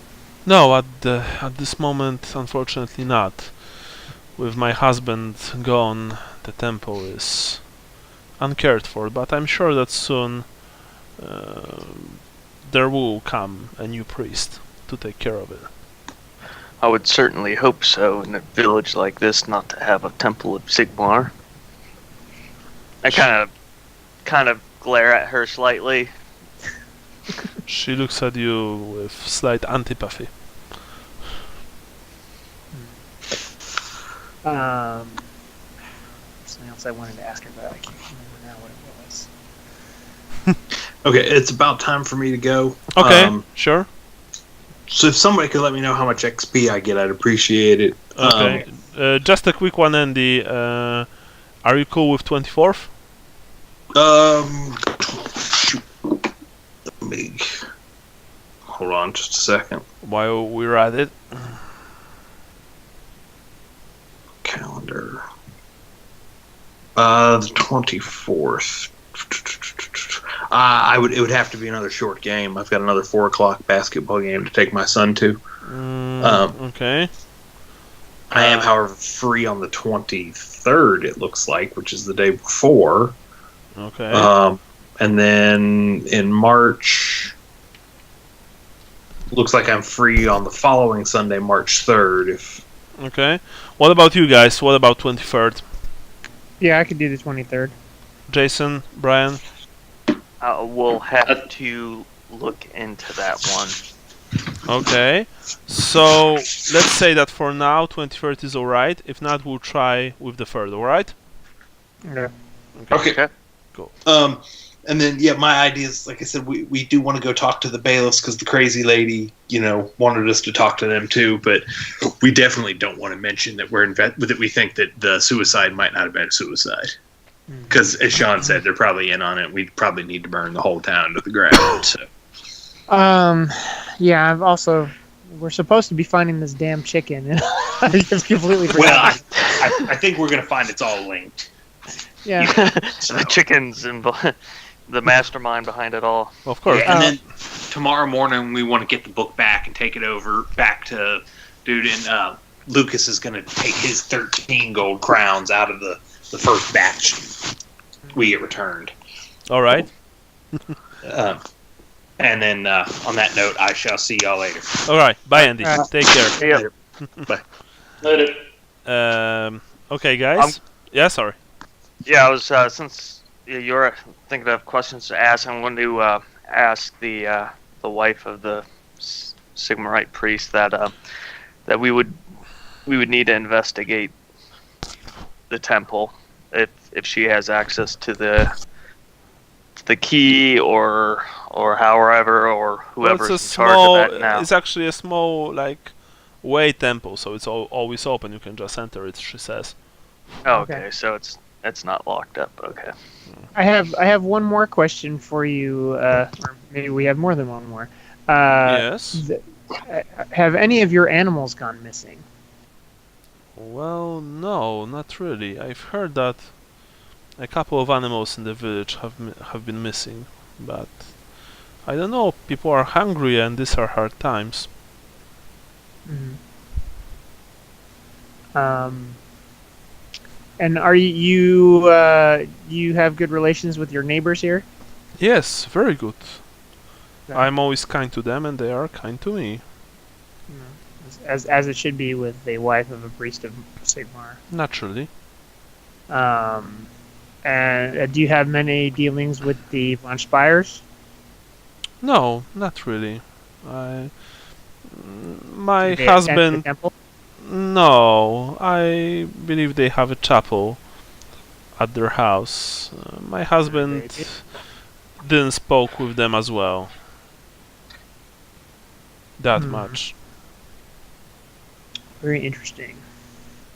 if you say so. All right. Well, gentlemen, and lady, thank you for your time. If we have no further questions, we bid you farewell. Very well. May Sigmar guide you in all things. Sign of the hammer. Sign of the hammer. Yeah, she does the same sign of the hammer. Hammer time. Hammer time. All right. Stop. Hammer time. Want to sideways shuffle out the door? In your baggy pants. Yeah, my parachute pants. Can't touch this. So what do you say, fellas? Shall we head to the temple on the way to speak with the? So the guy that we talked to, was he he was?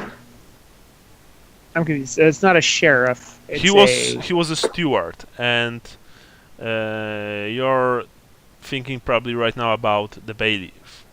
Okay, the bailiff. So the bailiff is not who we've seen already. Yeah. Okay. Guys, I need to go to the toilet very fast. I'll be back in a second. So quick Spanish check. So I'm assuming the administrador is the one that we met, and the alguacil. My 30 years ago high school Spanish is not helping me right now. I'm looking for whatever you just said. What numbers? Well, 18, Oh, 17 and administrador. 18. There's two oficinas that are sort of Okay. next to each other, and I'm assuming that we went to number 18, the blue bloods or whatever they are. I keep on forgetting what they're called. Blau something. Do I even have them? Have that? Blaus. Yeah, blue. Las Burris. Blaus Blut. Yeah. They're blue And bloods. there aren't they 4, 5, 6, 7? No. Oh, that's the Van Spears. All right. Yeah, so the Van Blount- Yeah, Okay, the Von that's the Spires band. are and that's the thing. Oh, they have their own temple at home. Yeah, I'll bet. In the basement, Heresy. virgin blood. Yeah. But yeah, so and I don't know who that big guy was who was gambling in 19. I'm taking it that it wasn't the Von Speyer guy because he's a jerk that doesn't like to carouse in town. I'm also trying to understand what number 3 is. Oh, number 3 is the mausoleum. Is that like set into a cliff? Yeah, it looks like a cave or something. Yeah. So we've Sure. got the. That's like where the boss fight's going to end up, probably. Well, maybe it's connected by a tunnel to the. So it seems obvious that this guy was killed for some reason, and maybe. Oh, that's what we should ask. God damn it. So my question is, was he killed before or after his 3 hours of research into Holland back? How would have he been killed before 3 hours of research? Well, so we know that he got a letter saying, "I want you to research this," Mm. right? And actually, let's look more carefully at the thing. I've spoken to Leonard. Oh, as you requested. Okay, so my guess is, so we have this piece of cloth that the old man who was whipped had, right? Hmm. And we found a piece of purple thread, which may or may not be the same at the witch's was it at the witch's house or at the break in the fence? Breaking Somewhere. the fence. Okay, so we found these things that sort of seem like a path going from her house where her chicken is missing to this thing, and maybe we need to look for that heraldic symbol of the Garden of Moor, even in the mausoleum. Who knows? But we know that we don't have a time thing, but the Casper Schmidt has a letter saying that he needs to look up some heraldry. We have a piece of heraldry that we don't recognize.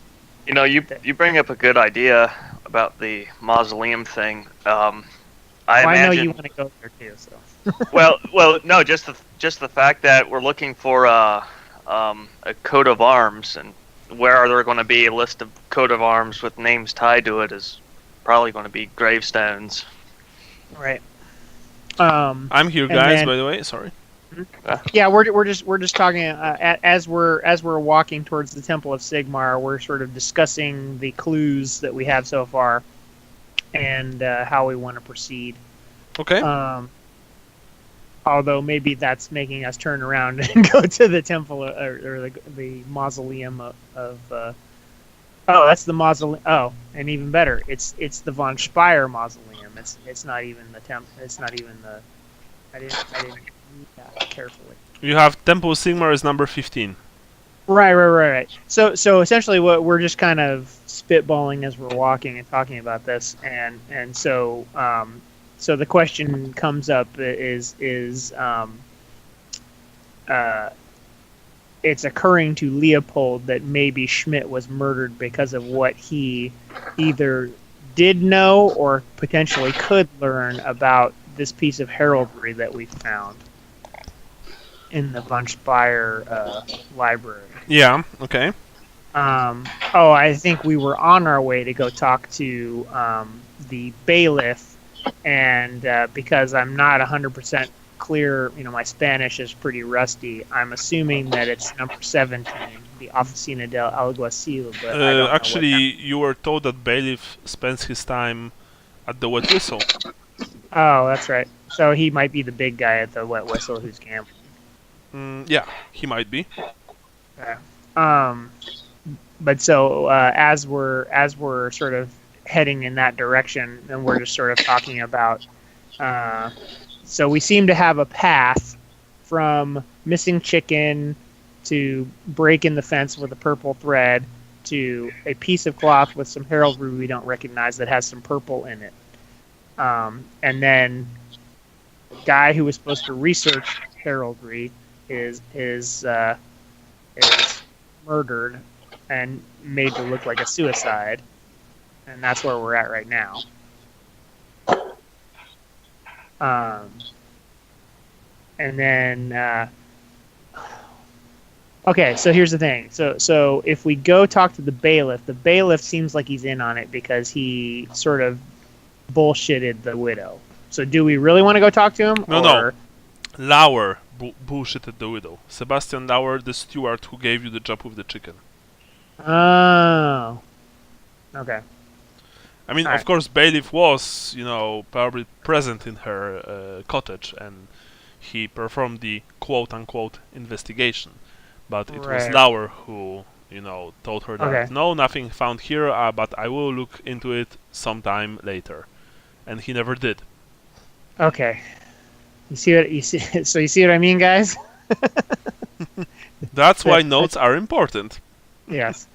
You see what I mean, guys? Is I think maybe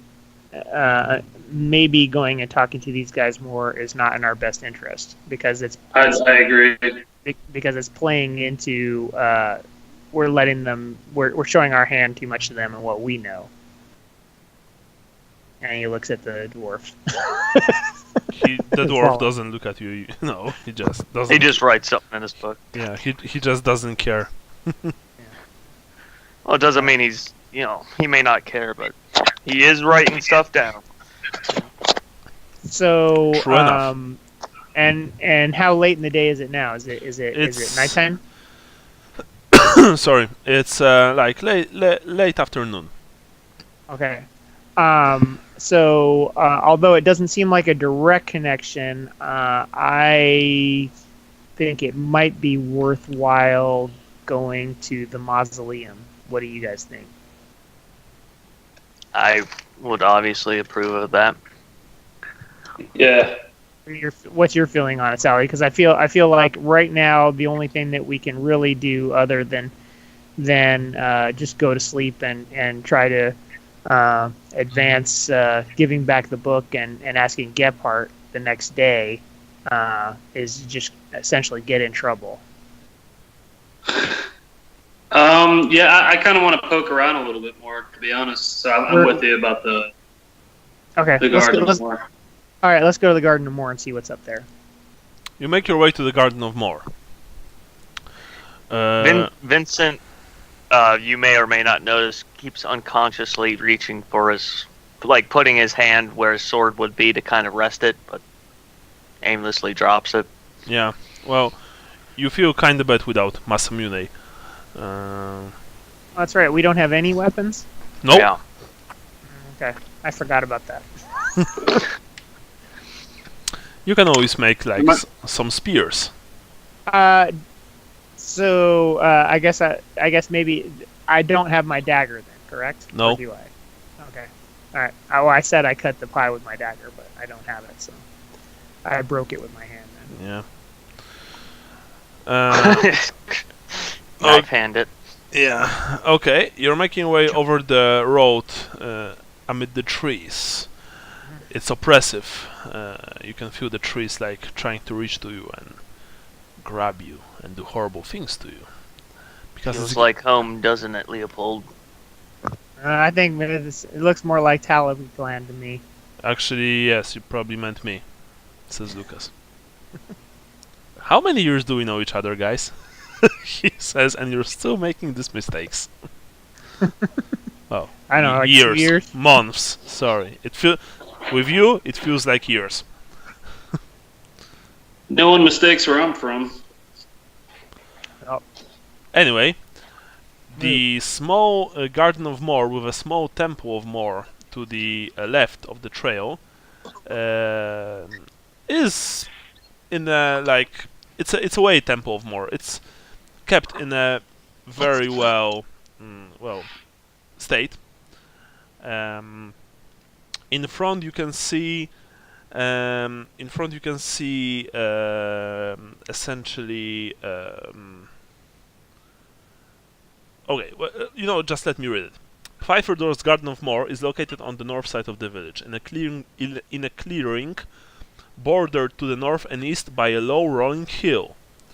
The interior of the hill has been, obviously, you can see that, excavated to make room for the von Speyer mausoleum, and probably houses the slowly decaying corpses of each ruling member of the von Speyer family.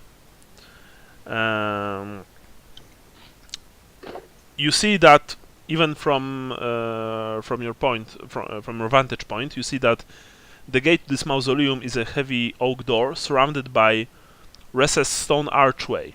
The name von Speyer has been deeply carved within the marble of the arch itself. Yes. Okay. Alright. Would you guys want to poke around with the... I wouldn't mind talking to the priests of Moor. Do you want to Sally- just all stick together, or what do you... I feel like you should distract the You see that there are no priests of Moor, and you know why, Vincent. This is a way temple. Essentially, in places like that, there's usually a single priest for a couple of villages. Oh, and they just travel. Yeah, they are, called when they are needed. But other than that, they move from town to town to make sure that the proper rites are observed. The temple, like I said, the way temple is very well kept, but there's no one here. Okay. Vincent will probably still take a moment to go to the temple if you guys are, to do his prayer. If you guys want to go off or wait outside, be 5 minutes or so, probably something like that. I say to Sally, I was like, I don't know if you still have your thieves tools. You have your lockpicks, because I lost mine a long time ago. That's why, and I never replaced them. So, I say we go to meet us at the mausoleum entrance, and we'll see if it's unlocked. Very well. Or if it's Okay. Okay. Vincent, you go to pray, I presume. Correct. You pray to your god and you try to find some kind of inner peace. It helps. After a few minutes, you emerge from the temple and approach your friends. They are waiting at the entrance to the mausoleum. Do we see any coat of arms or insignias? No, only the von Speyer name carved into the marble. You don't see any other symbols. Nothing on the tombstones or anything. No. Do I have any knowledge of shenanigans that might go on in mausoleums? No. I have necromancy. Yeah, I do too. So you were in Talheim and you remember Dr. Skell and her house, but it's not like every mausoleum is infested with walking dead. Yeah. I mean, you you don't know, have I'm you also don't you don't have paranoia, at least not yet. So you know. okay. Well, yeah, I'm not. I'm just aware that usually, such gardens of more are guarded for such reasons by, what are they? Black Watch or something? Is that what they're? Black Watch? Blackguard? Black Guards, not Black Watch. Yeah. Well, only the bigger ones. There are not enough black guardsmen to guard every single, Yeah, like, you know, Black Watch is Game of cemetery. Thrones. Yeah, That's what, especially yeah. especially a small like cemetery like this. Mm. You know. You guys let's, are standing outside of the gate. Yeah, I wanna go inside the mausoleum and poke around. Okay. Would this be inappropriate? Like, would Vincent find this inappropriate, or No, mausoleums? Okay. no. I mean, as long as Leopold, like, I don't know, don't piss on an altar, everything's okay. Clipping graves and Yeah, pretend well, that bodies are puppets and stuff. yeah. Or, Yeah, you no, know, I'm not gonna be stealing the coppers off their eyes or anything. Although, well, maybe I would. Better not be coppers. Coppers, not gonna take me alive, copper. What's it supposed to be? Silver? What? What is the more thing? What do you put on their eyes? Silver. 2 silver, it is- 2 shillings. Yeah. Okay, silver. Okay, sorry, Yeah. I thought it was copper. Knowing my company, I'm going to remind them that desecrating the dead and robbing from them is a serious crime and will not be tolerated. And I look at Lucas, and I guess, well, yeah, primarily Lucas. I was gonna say Leopold was the grave robber / tomb robber, But did I know that? I don't. Well, I think I did. Yeah, I look at you too. Glaring at you. Lucas just look- shrugs. Can we Well, enter the damn mausoleum already, or are we just going to stand here and wait for the fucking end times? I go. look back at the people with the lockpicks. Sally, is it locked? But I'm not gonna steal anything. can you open the door? Yeah. Says Lucas. And it echoes. Yeah, it just confused me for a second. I know who was talking. Then please open the door and let's leave this Oh place. no, I roll agility, right? Yeah. it's Yes. a- Plus, I would assume at this point that you have plus 10% at least in pick lock. You've passed. You open the door to the mausoleum.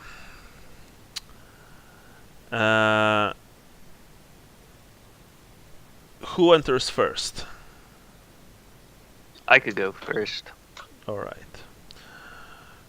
You can see that inside, of course, it's total darkness. However, there are 2 torches on the left and right of the entrance. Fire those puppies up. The darkness incriminates me. You take the torches and you move forward. You pass along a 30-foot hallway lined by alcoves carved out of the gently arching stone wall. Cobweb-covered corpses of Pran von Speyer patriarchs populate the alcoves, dressed in fine decaying armor and clasping rusty weapons against their chests. The air is thick and close, its scent musty and somewhat sweet. No sound can be heard over the footfalls of the company. Those of you looking at the stone floor, essentially, can make out an area in the center where the dust has been swept clean, flanked by footsteps. Interesting. The hall ends abruptly at a second arched doorway which opens onto stairs leading down into darkness. The torchlight penetrates only weakly and the far wall cannot be seen. You can barely make out the ceiling, vaulted and thrown into relief by a scramble of shadows.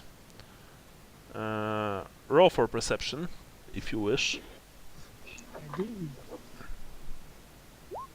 Of course, you have to- stupid page open again. Okay.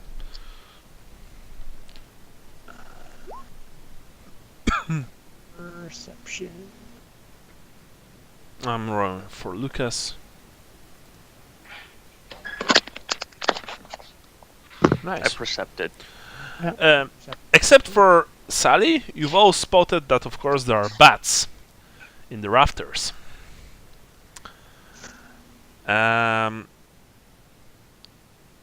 You descend the stone steps. You can see that the floor at the end of the stone steps is covered in a thick layer of dust. Sally, you can see that especially well with your night vision. Interrupted here and there by tiny ephemeral whorls. What's that sound? Sounds like typing. Okay. Might have been my phone. Yeah. I was moving it. Okay. Recent footsteps and several dark smudges. No candles or lanterns light the area, and seems to have been abandoned, but for the footsteps and marred dust on the stairs. Upon reaching the floor, the torchlight barely illuminates the room. The floor itself is littered with the corpses of recently slain animals, including a dead chicken. God damn it. Across from the stairs is a stone table, upon which lies a body. Shit. Can we identify the body? The body, well, probably first of all you need to get closer. Except for you, Sally, you can see quite well. The body is apparently that of a man, dressed in well, slightly out of dated clothing. The man is dead, of course. How dead? Well, dead. Okay. Like, I don't know, you can make a CPR and, check it out yourself. I mean, Okay. like, is he like almost bones? Is he? No. He is, because Vincent, you know what this table is for. It's essentially cadaver preparation table. This man is simply being prepared to become probably one of another von Speyers to be put inside an alcove. Okay. So it's Okay. not out of place. No, But- no. But the animals are. Yes. Okay. So we're still not up next to him, or are we up next to him already? No. You're not. You're like a few meters from him. Okay. Should- I try to inspect the animal corpses a little bit, see if there's a rat or There are a couple of rats, couple of squirrels, rabbits. There's a chicken. There's a small mangy dog. Would a necromancy knowledge test yield anything? You can Should roll. I'll roll for that. That just intelligence, common knowledge. Well, it's not common knowledge. It's specialist knowledge. Well, yeah, specialist knowledge, but You have necromancy, right? Knowledge. yeah, I do too. yeah. Okay. I'm, You. may I check? You've passed, right? No, he didn't pass. No, I did I not have- pass. I'm gonna roll. Okay. I did pass. You have necromancy. Yes. Well, it's certainly out of place. The animal corpses, and your limited knowledge of necromancy, because let's be honest, it is still very limited, tells you that they could probably be used for some kind of ritual here. Yeah. As you look at them closer, Sean, there's one thing rather apparent. They are drained of blood. Yeah. I figured they would be. The man sits up The man sits up. Of course he does. and then stands and looks at you. His eyes are glowing red. He looks at you. Run. He looks at you with this wrathful look. So, he says with an air of tired resignation, I am betrayed. I give you a warning. It is no mere vampire who stands before you. I am a blood dragon, master of blade and body, whose martial prowess is second to none. Attack me at your peril. And then he changes. His face transforms in a horrible mask of horror and frenzy. Everyone roll, I believe, Fear? Willpower. Yeah, fear. Oh, of course I succeed. Oh, Like, fuck you! The fuck you! I need to use the luck. Okay. Guys, we got to run. We have nothing. kind I failed. Yeah, I was gonna say. Well, my original plan was to, if he's sleeping there, is to somehow turn my torch into a stake and stab him through the heart with it. But yeah. All right, you guys. Like, I'm not even going to. Actually, yeah, we need to roll for agility, guys. Okay. Did Wow, you- you rolled even shittier after rolling that Yeah. fuck. Yeah, I'm. Oh my god. Seriously, does he have a fate point? Actually.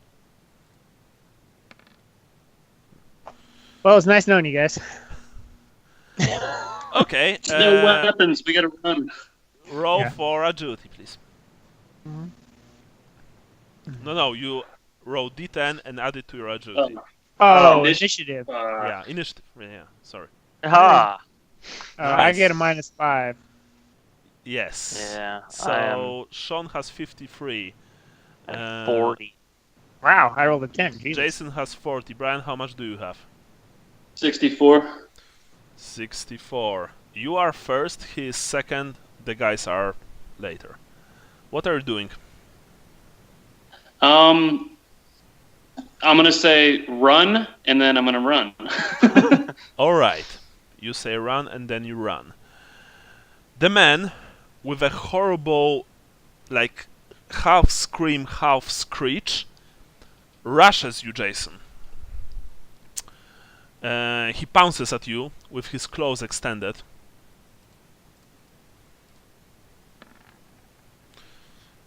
He manages to hit without any problems, I might add. Now I need to see fighting consensus, natural weapons, unstoppable blows. Okay, I need to check the appendix at the end of the campaign.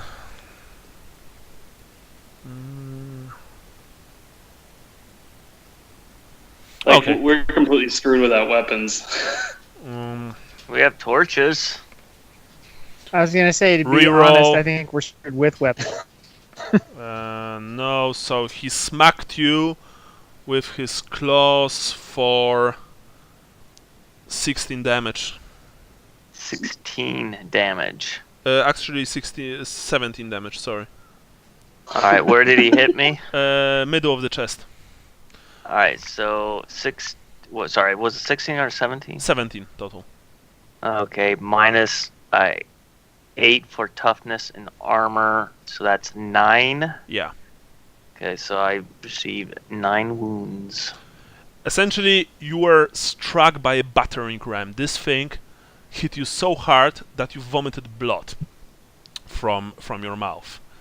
The smell of your blood only seems to drive it to even bigger, like, levels of frenzy.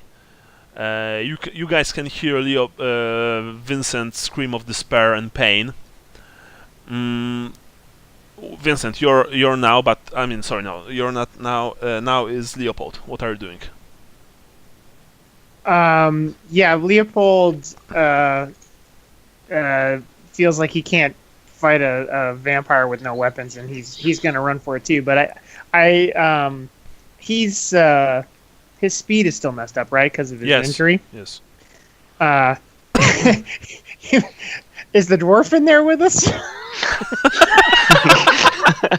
Actually, the dwarf stayed outside. Shit, I was gonna trip the dwarf and run. He's 2 meters behind us taking notes. Okay, Um, Vincent gets smashed. Yeah. Leopold, although he well, I guess he just didn't freeze. Yeah, he's running for it. Okay, you're making a run for it. Vincent, well, roll for Vampire hunter. yes. No, Roll I'm a witch hunter now. even better. Roll for willpower, Vincent. Try to snap out of Alright. it. No, you can't. All right. Right, Sally. You've almost made your way to the stairs when a new horror emerges. You can see that from the top of the stairs, figures come down. Shambling figures in ancient clothing, wielding rusty weapons.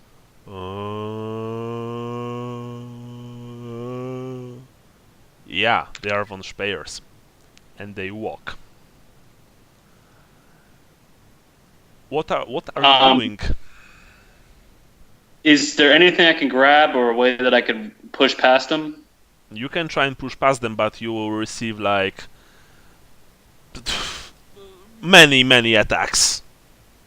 There's a lot of them between me and the exit. Yeah.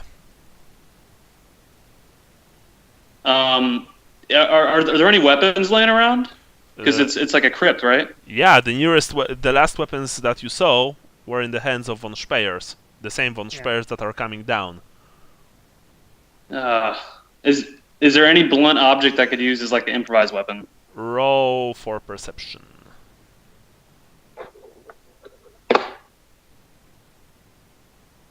No.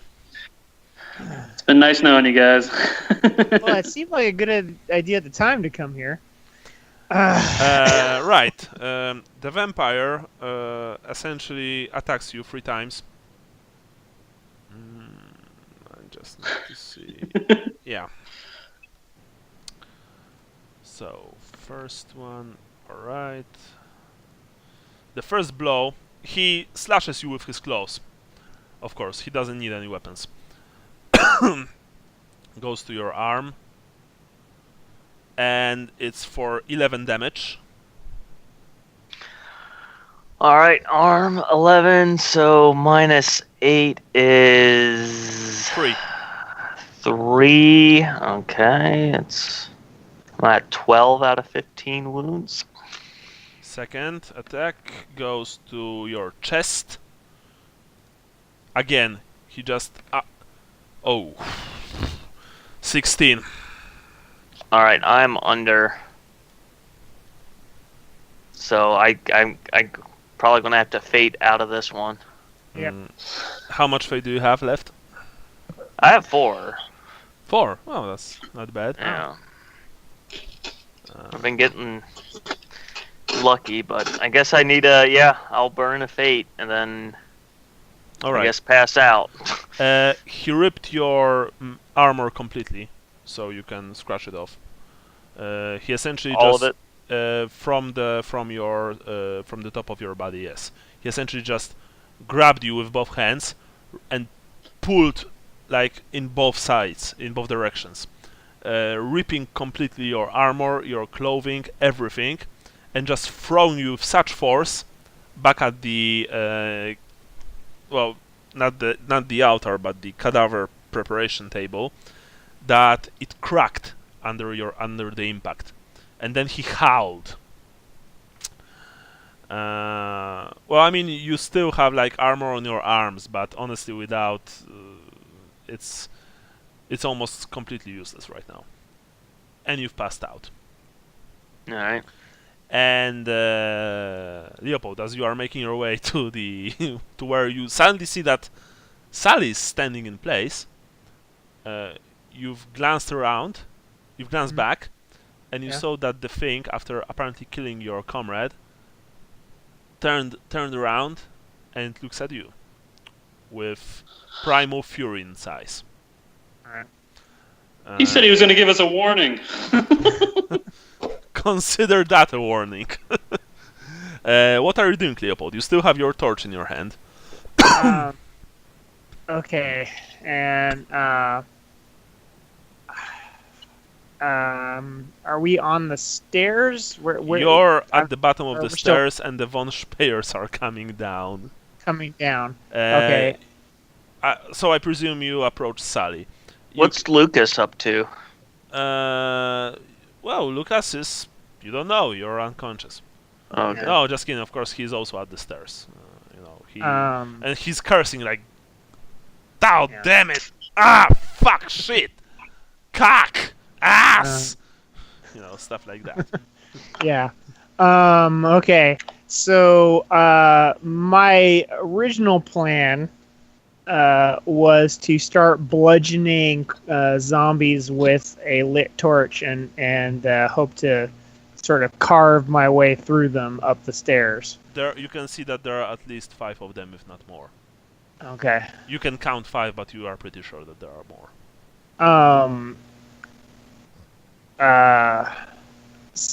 So I'm gonna say to let's see. Sally? Yeah, say to Sally. Do you think we can lure them down the stairs and then run up after? Okay, that's it. Now, The Sally. thing's at the bottom of the stairs. Sally, your turn now. What are you doing? That thing's at the bottom of the stairs. We have to push through. Okay. Swing your torch. All right, that's it. Yeah. New round. Sally, you're up. Oh, sorry, that was your turn. Yeah. Yeah. Yeah, so now he is up. Okay, so let's just make it fair and square. 1, 2, Brian. 2, 3, Sean. 1, 2, Brian. 3, 4, Sean. 5, 6, Andy. He charges at Andy. Of course he does. Shit. And oh shit! Oh yeah! Fuck it!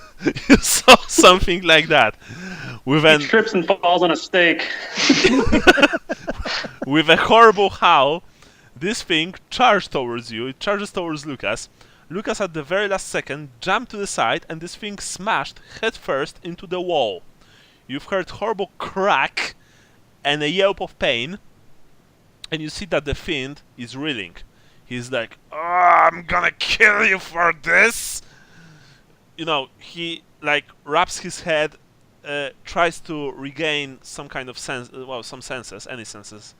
You are unfortunately forced back by the von Speers, who don't have this horrible monsters kind of problems. They are swinging their rusty weapons at you, but fortunately for now, you are able to just dodge backwards, and then something strange happens. One of the von Speers is torn to pieces. Another is speared through by a powerful claw through its chest. Yet another loses its head completely.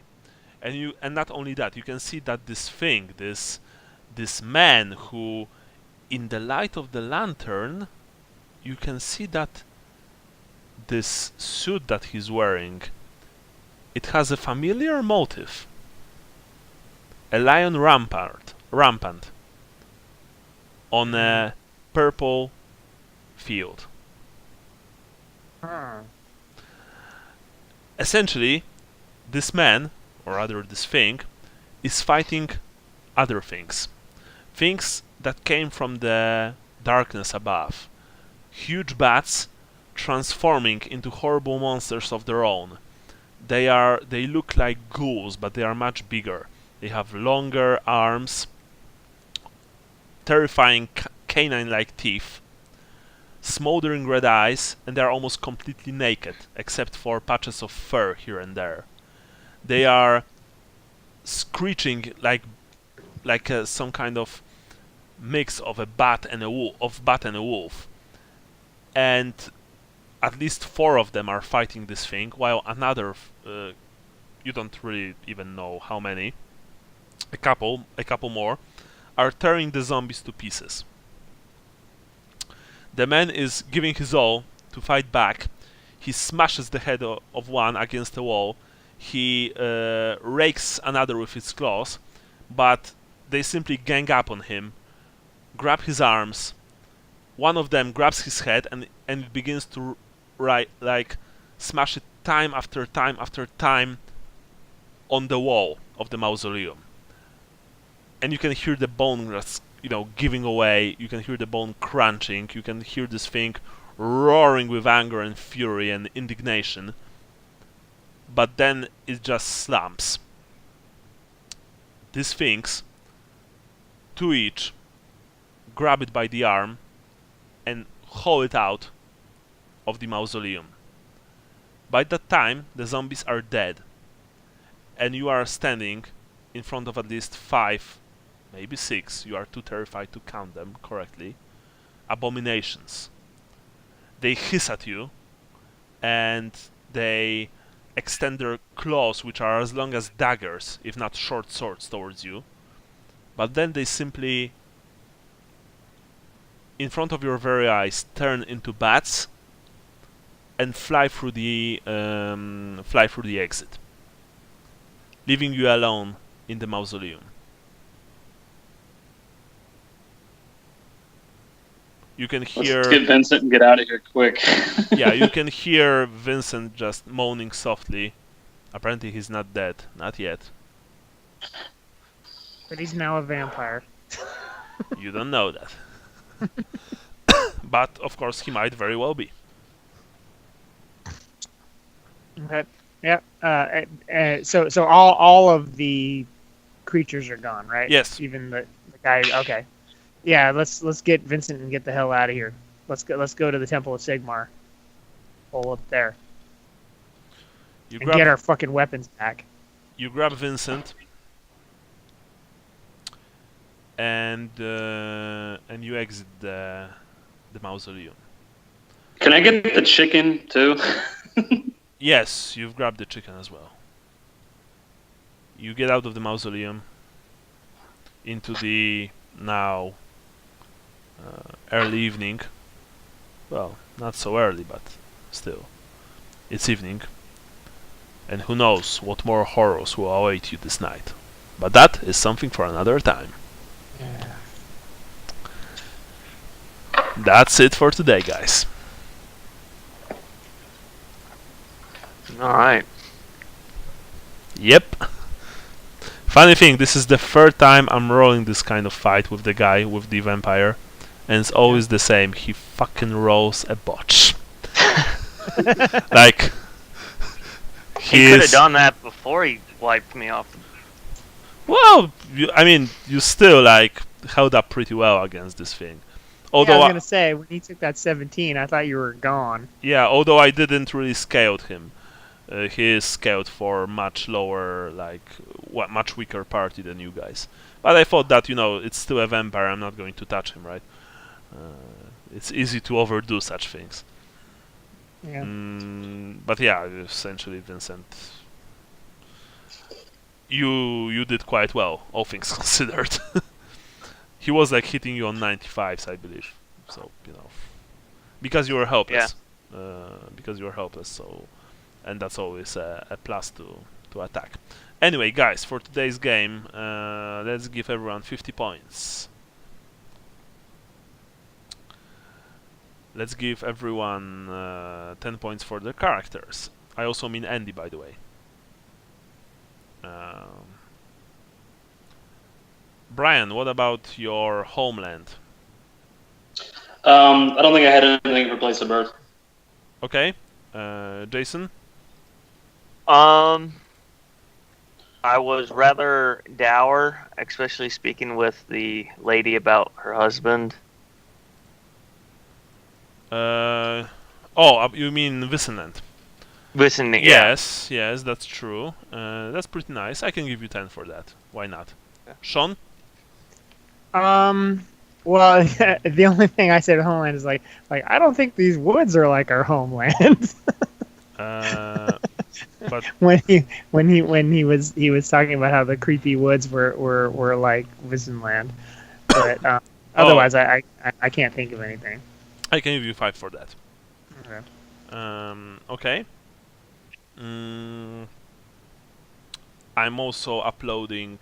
I've uploaded the monster. He's in the handout section. You can see it now. So another. I will upload the other creatures later. Okay. And I will also add them to, of course, our group on Facebook. I don't know if I missed something, but was it another vampire essentially rescued us? You don't know. You were unconscious. Well, yeah, but I'm trying to.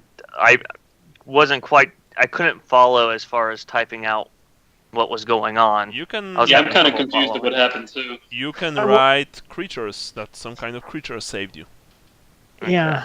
Well, my gathering of it was that it was the Hollenbach, something or other, or whatever, because it had the same heraldry that we have that scrap of paper of cloth from, right? Yeah, and he was being helped by beasts that turned into bats, and Oh, I thought Yeah. those were the ones that attacked him.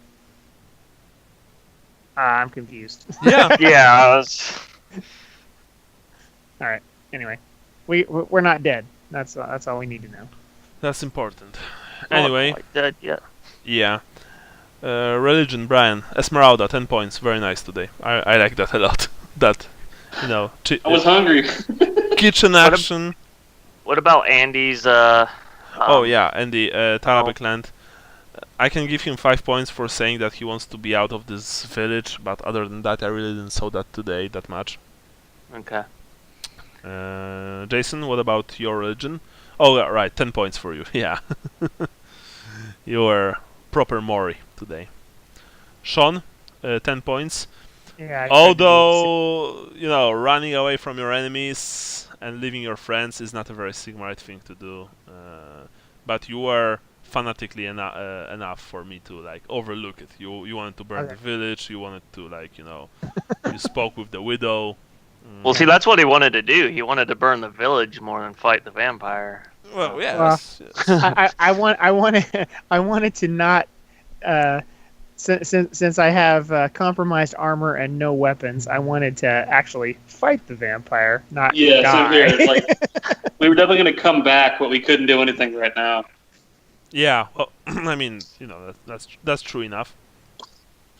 Anyway, stars. Andy's? Andy, no, I didn't really saw Tao in any way today.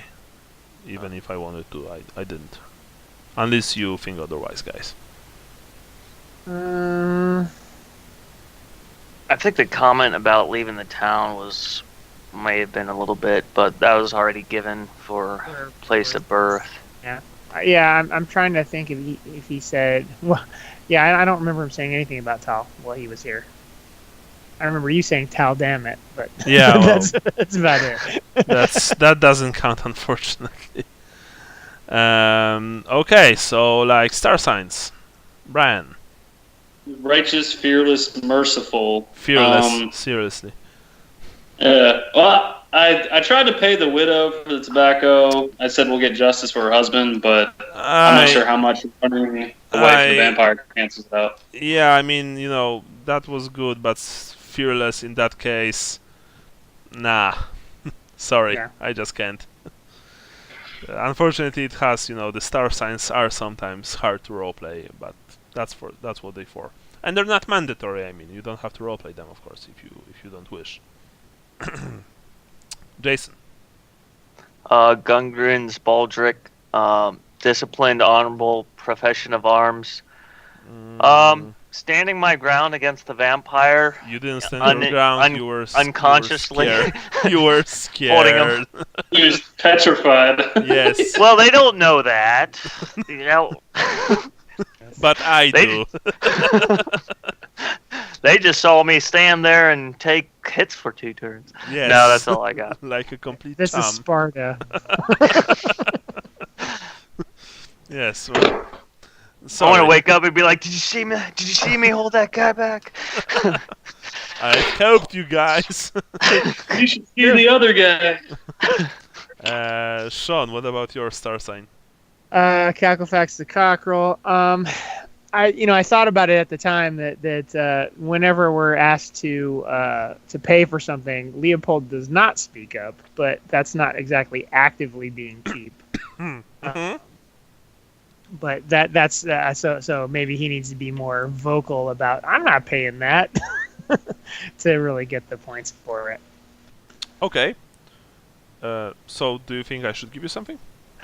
Well, Well, I definitely I wouldn't give full points if I were going to give any. I don't know if not offering to pay for things though is the same as actively saying I won't. Well, pay no, for not really. I mean, of course, not saying would be nice from time to time to like cement your status as a miser. Right. Yeah, exactly. But no, I can give you like 5 points for that. Okay, I'll try to be more actively cheap Yeah. in the future. Uh, That's highway robbery. yes. Actually, later it did occur to me. I was like, well, see, I have this copper piece, and its sentimental value to me is 30 crowns. Minus 30 charm test would maybe work, maybe. I'll give you my lucky, my lucky penny. Yeah. I have this pair of boots. I like have them my whole life, and they are very, very important to me. They are like 300 gold crowns important to me. Yeah. Like, yeah. And Can you please take them? I'll try to keep that in mind for future reference. Okay, so after that, Doom, Brian, what about you? Ooh, I don't have anything. Andy's. Sorry. I don't know what it is, but I'm going to check very quickly. Sensible. Intuitive. Lucky, yeah. Well, he was sensible, I think, and he was intuitive. I must say that I think he was. So I should give him, I think, 10 points. Because he was speaking with the widow, he was like speaking with the girl. Yeah, I think he... honestly, if Andy was here, I mean, if he would stay, I don't think he would, like, say that going to Mausoleum was a good idea. No, he probably wouldn't have. Yeah. I even mentioned to Sean, I was like, yeah, that's where the boss battle is. Yeah. Yeah. Okay. And I try to be cautious. I was like, does Vincent find anything out of place? Okay, so I can give him 10. Doom, Brian. I don't have anything for Doom. Okay, Jason. The darkest rot shall eat thee from within. 10 points. Yeah. Sean. What? The hourglass shatters before thy last grain falls. I'm trying to get us moving forward, but I don't know that it was particularly doomy today. Well, it was very doomy for me. Yeah. I think that it might have been. I mean, you were like, go forward. We gotta go here. Yeah, exactly. I can give you 5 for that. Okay, that works for me. Brian, 5 points for Halfling. And then. Oh yeah, and there's also Andy. Something about the sword brings only suffering. Yeah. Well, I mean, he didn't. If he were here, he probably would have said, "Let's not go to the Garden of Moor today." Yeah. Well, we didn't have swords, so. Yeah, well, that wasn't his choice, though. He didn't. Yeah, but he also didn't really have a chance to RP today, unfortunately. Yeah. So that's it. That's it for today, guys. Count your points. Let's see, I got 85. Nice. 75. Very nice. 90. Okay. So. He got 75. Not bad, not bad. So I think that's it for today. And let's try and make it on the 23rd, okay? Okay. All right. We will continue. We will continue the Pfeifeldorf adventure. Also, I know that what I'm going to say now will be like, "Oh shit, he's going to kill us all." Now, just think, like, no, don't write it down. Don't make plans, but just think about, just in case, side characters. Yeah. Like, don't worry. I'm not saying anything, but I am saying something. Yeah. Just in case. I know that you have Brian already. That you have a character already. Yeah. I have one in mind. I just haven't made any rolls or anything for it. Do you want us to go that far? No. Like I've said, only think about the concept. Okay. You have your Well, I got that. characters, you have fate points. It's like, just in case. Anyway, thank you very much for the game. As usual, call me if you need anything. Alrighty. And I'll see you hopefully on the 23rd. Yeah, sounds great. All right, guys. See you. Bye-bye. Yeah. All right. Yeah. Sorry we almost got you killed. It happens. Bye. Bye. Alright.